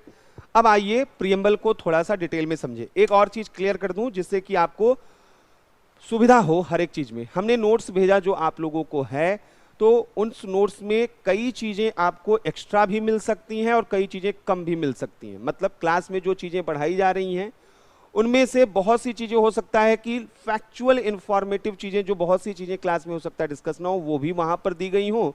और ये भी पॉसिबिलिटी है कि वहां पर बहुत सी चीजें नहीं हो, जो करंट से जुड़ी हुई चीजें हैं वो हम क्लास में डिस्कस करते चलेंगे। तो इसलिए नोट्स और क्लास दोनों को आपको इनकॉर्पोरेट करके एक साथ जोड़कर देखना पड़ना है। ऐसा नहीं है कि जो नोट्स दिया गया है उसको देखना ही नहीं है और क्लास पे डिपेंडेंट रहना है, उसको जरूर देखना है, ये ध्यान रखिएगा। आइए अब हम लोग अपने प्रियम्बल पे बात करते हैं, इसके महत्व पे बात करते हैं, इंपॉर्टेंस पे बात करते हैं। तो प्रियम्बल को जैसे ही हम देखते हैं तो प्रियम्बल से देखिए क्या वर्ड निकल के आ रहा है, we the people of India. पहला जो सबसे महत्वपूर्ण चीज है, हम भारत के लोग, यहां पे ये बोला जा रहा है हम भारत के लोग, having solemnly resolve to constitute India into a sovereign socialist secular democratic republic and to secure to all its citizen justice. Justice कैसा? Social, economic and political liberty. Liberty कैसी? Liberty of thought, expression, belief, faith and worship. Equality कैसी? Equality of status and opportunity, and to promote among them all fraternity, assuring the dignity of the individual and the unity and integrity of the nation. In our Constituent Assembly this 26th day of November 1949 to hereby adopt, enact and give to ourselves this Constitution. तो यहाँ पर जो हमें समझने वाली चीज है, पहला लाइन आप देखिए क्या लिखा है, We the people of India, हम भारत के लोग, हम क्या कर रहे हैं? हम भारत के लोग adopt, enact and give to ourselves this constitution. हम इस कॉन्स्टिट्यूशन को एडॉप्ट कर रहे हैं, हम इसको स्वीकार कर रहे हैं, हम इसको इनैक्ट हम बना रहे हैं। तो कोई अगर पूछे भारत के संविधान को इनैक्ट किसने किया है, बनाया किसने है, तो हम भारत के लोगों ने भारत के संविधान को बनाया है। कॉन्स्टिट्यूएंट असेंबली के मेंबर्स का नाम नहीं है यहां पे, ये जो यहां पर बनाया गया है ये हम भारत के लोगों ने बनाया है। एंड गिव टू आवरसेल्फ, और अपने आप को आत्मार्पित कर दिया है कि अब इसकी रक्षा करना, इसकी सुरक्षा करना, ये किसकी जिम्मेदारी है? हम भारत के लोगों की जिम्मेदारी है। इसलिए पहला सबसे इंपॉर्टेंट चीज है कि हमारा प्रस्तावना हमें यह बताता है कि एक्चुअल सोर्स ऑफ पावर कौन है हमारे संविधान का। हमारे संविधान की वास्तविक शक्तियां किसके हाथ में निहित हैं? We the people of India. ये बिल्कुल याद होना चाहिए, हम भारत के लोगों के पास है। दूसरा, हमारी प्रस्तावना एक चीज और बता रही है, आखिर ये जो हमारा संविधान है यह किस तारीख को यहां पर यह आता है, यानी इसका बर्थडे कब है, ये चीज भी हमारा यहां पर प्रस्तावना प्रियम्बल बताता है। और वह तारीख कौन सा है? तो वह नवंबर 1949। हमारा संविधान बना कब था? वह यहां पर 26 नवंबर यानी 26 नवंबर 1949 को हमारा यह संविधान बना था। यानी डेट ऑफ फॉर्मेशन, इसके निर्माण की तिथि का उल्लेख, वह संविधान कब बना था इसका उल्लेख प्रस्तावना में होता है 26 नवंबर 1949। अमूमन आप लोग पढ़ते रहते हैं कि हमारा संविधान 26 जनवरी 1950 को लागू हुआ। इनफोर्स होना अलग चीज है, हमारा संविधान तो बन गया था 26 नवंबर को ही, यह अलग बात है कि लागू हुआ 26 जनवरी को। तो दोनों में अंतर यहां पर समझिएगा। अब तीसरी चीज जो यहां पर दिखाई देना है कि हमारे यहां सरकार कैसी है। प्रियम्बल क्या बताता है? प्रियम्बल बताता है पहले ही पैराग्राफ में कि हम भारत के लोग, हम भारत को एक ऐसे देश के रूप में बना रहे हैं जो कैसा होगा? सावरेन। यानी हमारी सरकार कैसी होगी? नेचर ऑफ गवर्नमेंट कैसा होगा? सावरेन। सावरेन का मतलब क्या है? इंडिपेंडेंट स्टेट की, जिसके ऊपर कोई नहीं होना चाहिए। हमारा जो है इस गवर्नमेंट कैसा होना चाहिए? सोशलिस्ट, समाजवादी, गरीबों के हितों को ध्यान देने वाला, हर व्यक्ति के हितों को ध्यान देने वाला। सेकुलर होना चाहिए, सभी धर्मों के लिए सम्मान देने वाला होना चाहिए। हमारी सरकार डेमोक्रेटिक होनी चाहिए, जनता की आवाज सुनने वाली होनी चाहिए। हमारी सरकार रिपब्लिक होनी चाहिए, यानी यहां पर हम जो है वह जो हमारे राष्ट्र के अध्यक्ष हैं वो चुने जाएं, वह कोई राजा और रानी जैसी व्यवस्था नहीं होनी चाहिए। तो हमारा प्रियम्बल जो है वह हमारे नेचर ऑफ गवर्नमेंट को भी क्या करता है? बताता है कि सरकार कैसी होगी। और सबसे बढ़कर हमारा प्रियम्बल हमको बताता है कि हमारे संविधान का मकसद क्या है। अगर पूछा जाए कि आपसे, आप इंटरव्यू में गए, मेंस में कहीं भी गए, आपसे पूछा गया कि संविधान का मूल उद्देश्य क्या है, कैसे समाज, संविधान निर्माता कैसे समाज का कल्पना करना चाहते थे। एक बड़ा फेमस निबंध आया था कि हमारे सपनों का भारत, हम अपने सपनों का भारत कैसे देखना चाहते हैं। आपसे अगर पूछा जाए, ये निबंध भी आया हुआ है, अगर ये निबंध फिर से आए कि आपके सपनों का भारत कैसा होगा, तो आप सारी चीजें वो प्रियम्बल उठा लीजिए, आपका सपनों का भारत हो गया, अलग से कुछ करने की जरूरत नहीं है। हमारे संविधान निर्माता जो जिस सपने की भारत कह रहे थे, हमारा सपना उनसे अलग कैसे हो सकता है? हमारा सपना भी तो वैसे ही होगा, तो हमें बस वही उठा लेना है। और वो क्या है? हमारे संविधान निर्माताओं के सपनों का भारत यानी ऑब्जेक्टिव वो था पहला, जस्टिस। वो चाहते थे कि न्याय हो हमारे समाज में, और यह जस्टिस कैसा हो? तो सामाजिक स्तर पर, आर्थिक स्तर पर और राजनीतिक। अभी इन सबको एक्सप्लेन करेंगे, अभी तो हम केवल ऐसे आपको प्रियम्बल दिखा रहे हैं रफली, और इसको 3-4 बार दिखाएंगे जिससे कि प्रियम्बल रट लें आप।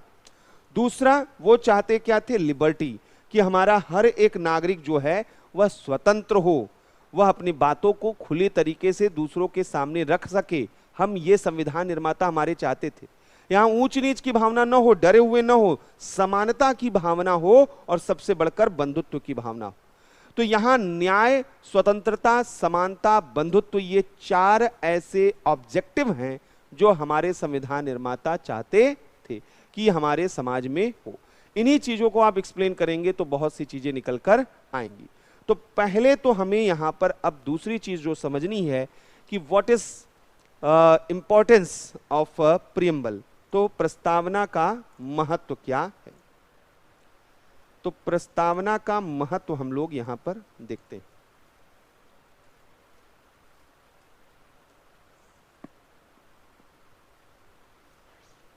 पहली चीज क्या है, सोर्स ऑफ पावर। किसका? संविधान का। संविधान के शक्ति के स्रोत का उल्लेख। अब देखिए, अगर इसको इंग्लिश में नहीं लिख रहा हूं तो इसमें आप लोगों को परेशान नहीं होने की जरूरत है। ये इतना मैं मान के चलूंगा कि इतना आप कर लेंगे। मैं मैक्सिमम जगह इंग्लिश में लिखता जाऊंगा, हिंदी, लेकिन कई बार फ्लो में आप जो है किसी एक ही लैंग्वेज को आप कंटिन्यू कर पाएंगे। तो थोड़ा सा इस मामले में फ्लेक्सिबल रहिएगा। थोड़ा बहुत ये सारी चीजें, छोटी छोटी चीजें अब आपको कैपेबल होना होगा, इन सब चीजों को करना होगा। और इंग्लिश मीडियम में जो स्टूडेंट हैं उनसे तो मैं इतना मान के चलूंगा कि वो तो उनकी इंग्लिश तो अच्छी है ही और हिंदी भाषी क्षेत्र के हैं, तो ये प्रॉब्लम आएगी कि नहीं, हिंदी ही नहीं समझ में आ रही है और इंग्लिश नहीं कर पा रहे हैं। ठीक है, तो संविधान के शक्ति के स्रोत का उल्लेख, यानी source of power of the constitution. संविधान के शक्ति के स्रोत का उल्लेख, संविधान के शक्ति के स्रोत का उल्लेख कहां पर किया गया है? प्रियम्बल में किया गया। इसका पहला महत्व है, और वो क्या है? We the people of India, हम भारत के लोग। सोर्स ऑफ पावर जो है यह मेंशन प्रियम्बल में किया गया है, it is mention in preamble. दूसरा, शासन प्रणाली का स्वरूप, nature of the government, nature of the government, इसका भी शासन प्रणाली के स्वरूप का उल्लेख भी कहां पर किया गया है? प्रस्तावना में। जैसे क्या क्या बोला गया है? हम क्या है? सॉवरेन है। पहला क्या वर्ड यूज किया गया है? नेचर क्या है गवर्नमेंट का? सॉवरेन। सोशलिस्ट, और ये सब ऑर्डर में है क्वेश्चन, ये टर्म, तो क्वेश्चन कई बार यहां से आता है। सोशलिस्ट, सेकुलर, पंथ निरपेक्ष, डेमोक्रेटिक एंड रिपब्लिक,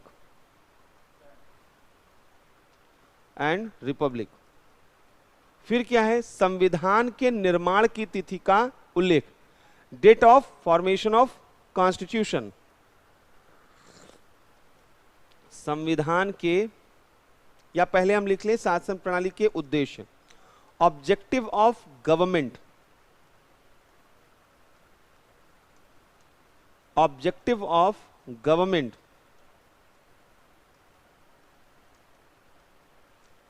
तो ये भी मेंशन किया गया है कहां पर? प्रियम्बल में। और क्या है ऑब्जेक्टिव ऑफ गवर्नमेंट? जस्टिस, और क्या है? लिबर्टी, और क्या है? इक्वालिटी, और क्या है यहां पर?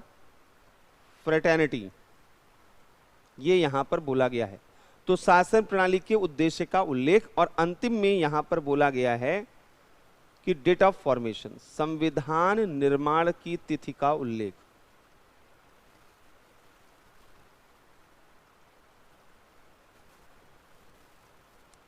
संविधान निर्माण की तिथि का उल्लेख 26 नवंबर 1949, तो ये जो है यहां पर किया गया। अब दूसरा जो है यहां पर जो हमारे लिए इंपॉर्टेंट है वो है कि जो थॉट ऑफ स्कॉलर्स है, ओपिनियन ऑफ स्कॉलर्स, विचारकों का की मान्यता। तो यहां पर हम देखेंगे कि जो यहां पर थॉट ऑफ या ओपिनियन ऑफ स्कॉलर्स हैं, अलग अलग स्कॉलर्स, वह हमारे प्रियम्बल को किस रूप में देखते हैं। जैसे पहला इसमें नाम आता है के.एम. मुंशी का। के.एम. मुंशी यहां पर क्या बोलते हैं? ये कहते हैं कि preamble is the political horoscope of the constitution. प्रस्तावना संविधान की राजनीतिक जन्म कुंडली है। तो पहली चीज हमारे लिए प्रस्तावना संविधान की राजनीतिक जन्म कुंडली है। तो पहला कि प्रस्तावना क्या है, political, preamble is a political horoscope of the constitution. यह पॉलिटिकल होरोस्कोप है, यह के.एम. मुंशी का कहना है। दूसरा, ठाकुरदास भार्गव का यह कहना है कि preamble is a soul of the constitution, यह संविधान की आत्मा है। जो प्रस्तावना है वो क्या है, वह संविधान की आत्मा है, soul of the constitution. Thakurdas Bhargava, इनका कहना है कि प्रस्तावना संविधान की आत्मा है, संविधान की आत्मा है, सोल ऑफ द कॉन्स्टिट्यूशन। तीसरा, एन पालकीवाला, एन पालकीवाला, इनका कहना है कि प्रीएम्बल क्या है, identity card of the constitution, यह संविधान का पहचान पत्र है। एन पालकीवाले का कहना है कि प्रस्तावना वह identity card of the constitution है, संविधान का पहचान पत्र। Identity card of the constitution, संविधान का पहचान पत्र, कौन कहता है, एन पालकीवाला। इसी तरीके से जस्टिस गजेंद्र गडकर, जस्टिस गजेंद्र गडकर का कहना है और अर्नेस्ट बार्कर का भी कहना है, जस्टिस गजेंद्र गडकर और अर्नेस्ट बार्कर, इन दोनों का कहना है कि preamble is the key to the constitution, यह प्रस्तावना संविधान की कुंजी है, यह की है। प्रस्तावना क्या है, संविधान की कुंजी है, संविधान की कुंजी है। तो हमने एक बेसिक चीजें पहले प्रीएम्बल के बारे में आपके साथ डिस्कस की कि असल में ये जो प्रीएम्बल है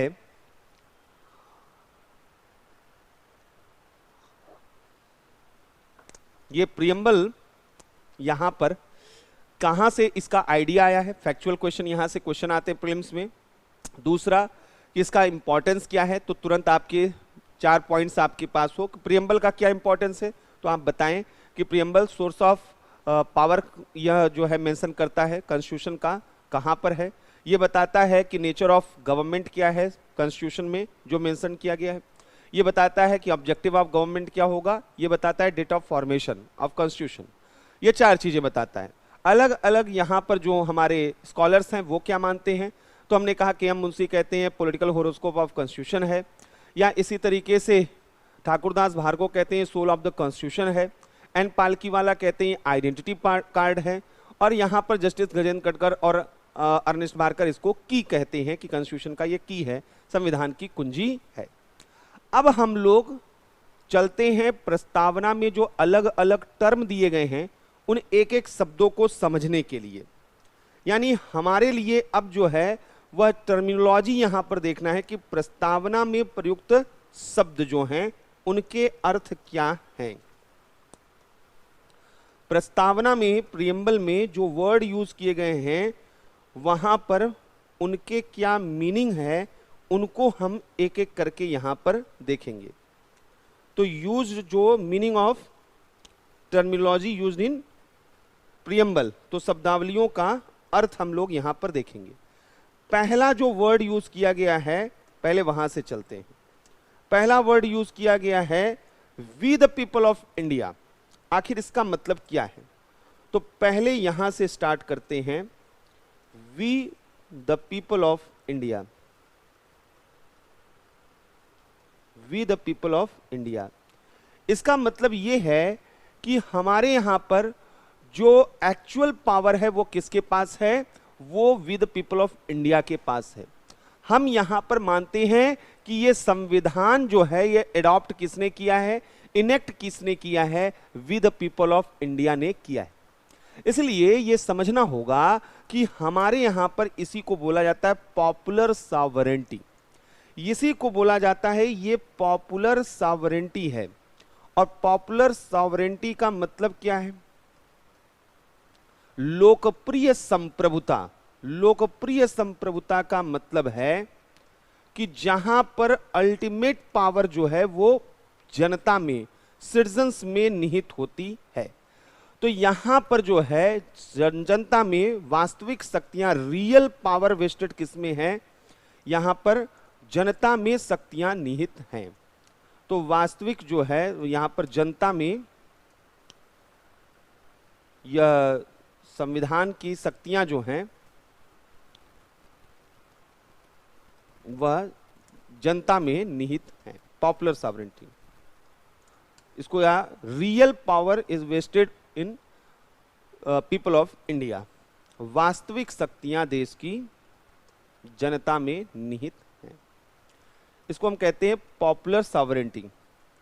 एक होता है पॉलिटिकल सॉवरेंटी जो सरकारों के पास होता है, और एक है पॉपुलर सॉवरेंटी जो किसके पास है? जनता के पास। तो वास्तविक शक्तियां जनता में निहित हैं, और सही भी बात है, हम भारत के लोग अपनी सरकार चुनते भी हैं और उनको हटा भी सकते हैं। तो रियल पावर तो हम लोग एंजॉय कर रहे हैं कि कभी भी सरकार बना सकते हैं और कभी भी सरकार हटा सकते हैं। तो we the people of India का यहां पर सेंस जो है कि हम एक डेमोक्रेटिक कंट्री में रहते हैं जहां पर जनता के पास सारी शक्तियां निहित होती हैं। तो पहला जो वर्ड है we the people of India, वह पॉपुलर सॉवरेंटी को इंडिकेट करता है। दूसरा जो वर्ड यूज किया गया है वो देखिए यहां पर क्या है? सॉवरेन। यहां पर वर्ड यूज किया गया है सॉवरेन, और सॉवरेन का मतलब यहां पर क्या?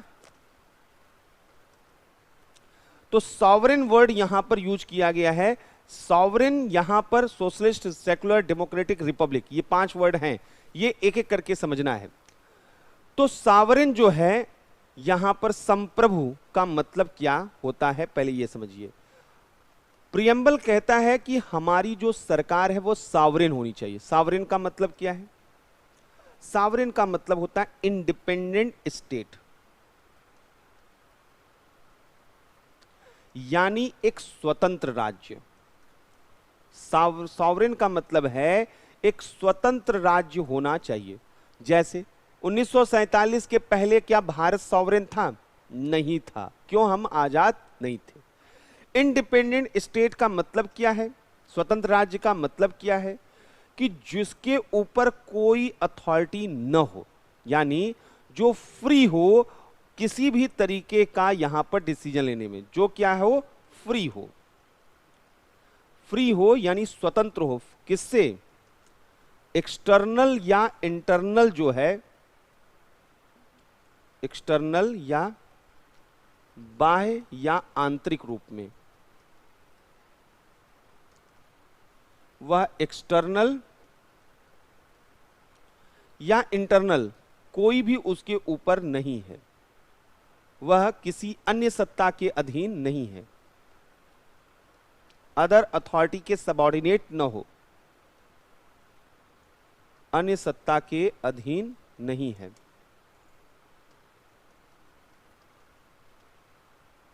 सत्ता के अधीन न हो।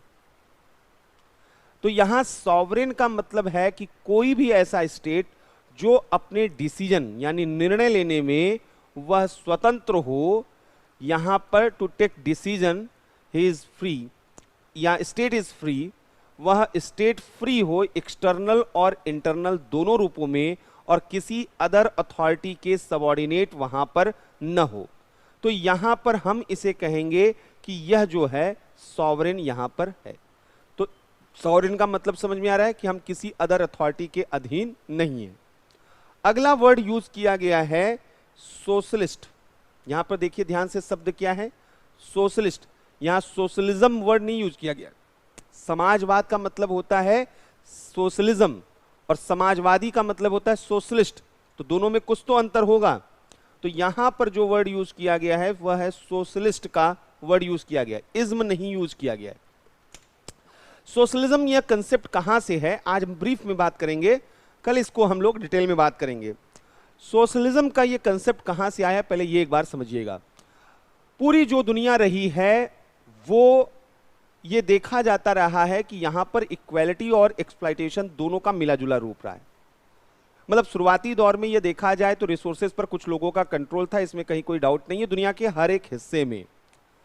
लेकिन जैसे जैसे सिविलाइजेशन आगे बढ़ा वैसे वैसे हमने ह्यूमन जो कैपेसिटी है, एबिलिटी है, उस पर विश्वास करना शुरू किया कि इंसान जो हैं वो योग्य हैं और वे सिविलाइजेशन को और बेहतर स्थिति में लेकर जा सकते हैं। लेकिन इसमें कई अलग अलग तरीके की प्रॉब्लम्स आती रही हैं। इनमें जो सबसे पहला बड़ा मुद्दा था वो यूरोप में शुरू हुआ। यूरोप में यह देखा गया कि आधुनिक काल जब आया उसके पहले मध्यकाल तक यूरोप अंधकार युग में रहता था। खेतों में लोग काम किया करते थे, उत्पादन बहुत ज़्यादा था नहीं और किसी तरीके से वहाँ पर जो है उन लोगों का व्यापार वगैरह बहुत सीमित अर्थों में हुआ करता था। लेकिन आधुनिक समय में यूरोप में जब यह देखा गया कि औद्योगिक क्रांति आई, इंडस्ट्रियल रिवॉल्यूशन आया, तो उसने सब कुछ बदल के रख दिया और यहां पर एक विचारधारा पूरे यूरोप में बड़ी तेजी के साथ प्रचलित हुई। इस विचारधारा को लिबरलिज्म कहते हैं, उदारवाद कहते हैं।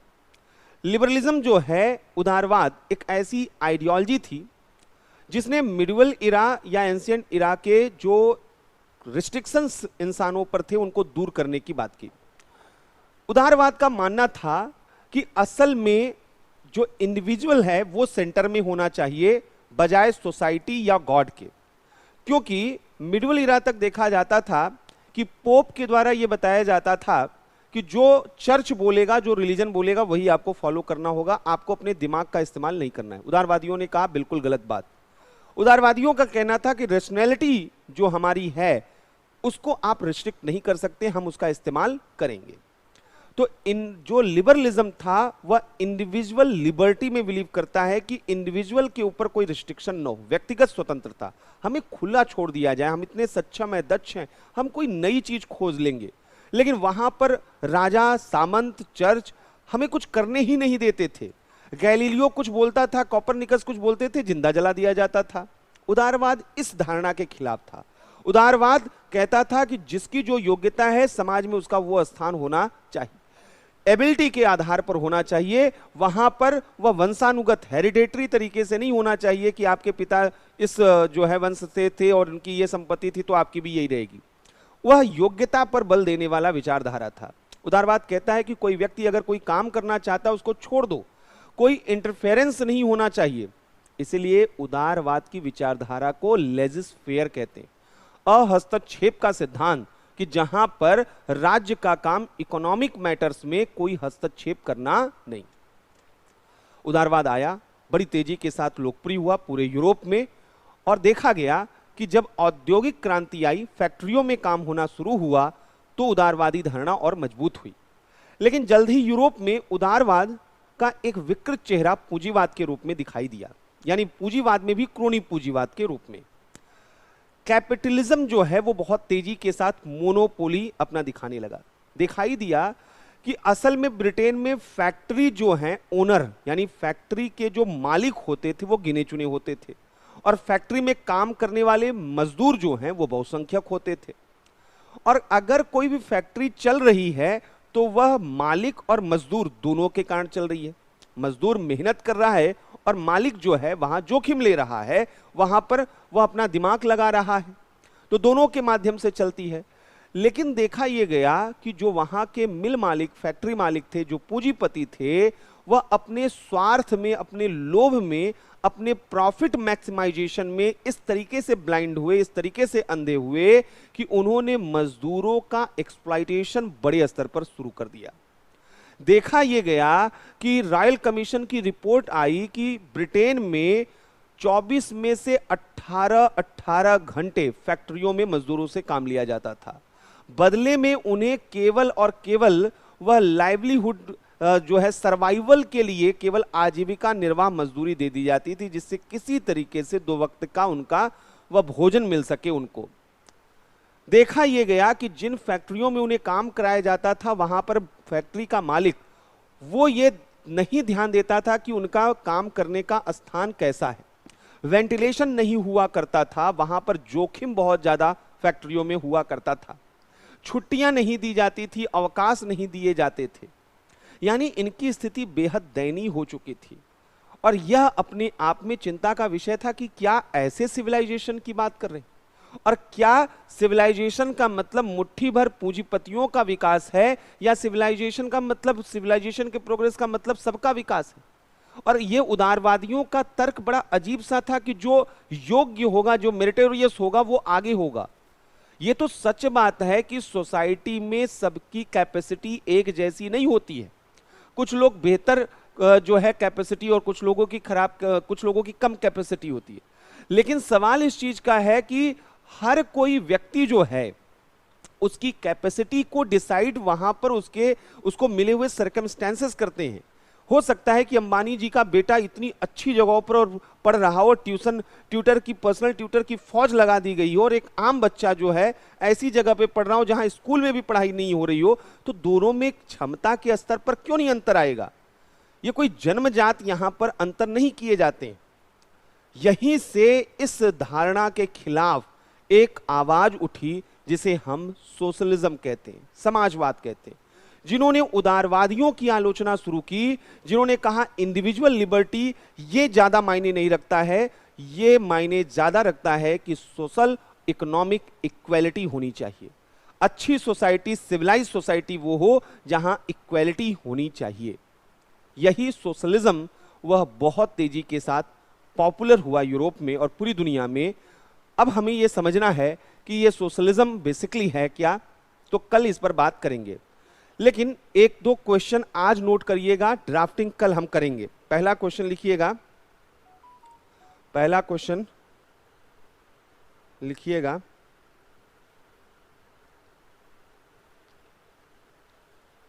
Discuss the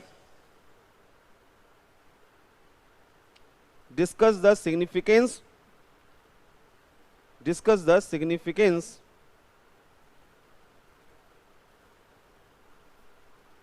of preamble discuss the significance of preamble to the Constitution of India।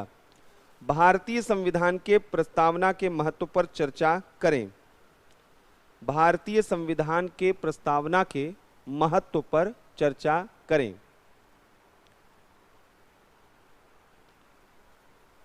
प्रस्तावना के महत्व पर चर्चा करें। तो कल पहला क्वेश्चन इसी पे हम लोग डिस्कस करेंगे।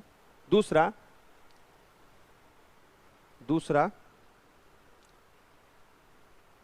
Preamble is the political horoscope of the Indian constitution. प्रस्तावना भारतीय संविधान की राजनीतिक जन्म कुंडली है। कमेंट, टिप्पणी कीजिए। Preamble is the political horoscope of the constitution. प्रस्तावना संविधान की राजनीतिक जन्म कुंडली है, टिप्पणी कीजिए। एक बार ये क्वेश्चन आप आज लिखिएगा, सिंपल क्वेश्चन, ये तो बहुत इजी क्वेश्चन है। कल हम लोग इस पर डिस्कस करेंगे कि इनका आंसर क्या होगा, कैसे लिखा जाना है, राइटिंग कैसे कैसे करनी है। कल से हम लोग ये बात स्टार्ट करेंगे। कल हम प्रियम्बल को फिनिश करेंगे और फिर हम आगे के टॉपिक की तरफ मूव करेंगे। एक बार रिवीजन कर लीजिएगा जो नोट्स आप लोगों को मिला है। एनसीईआरटी की बुक आप पढ़ते रहिएगा, केवल और केवल क्लास तक कन्फाइंड मत रहिएगा। जितना अपने को एक्सप्लोर कर सके, जितना इस एक महीने में पढ़ सके, जिससे फिर कभी लाइफ में आपको पॉलिटी न पढ़ना हो किसी भी तरीके से, तो ये ध्यान रखिएगा। तो इस पे काम करिए। Thank you.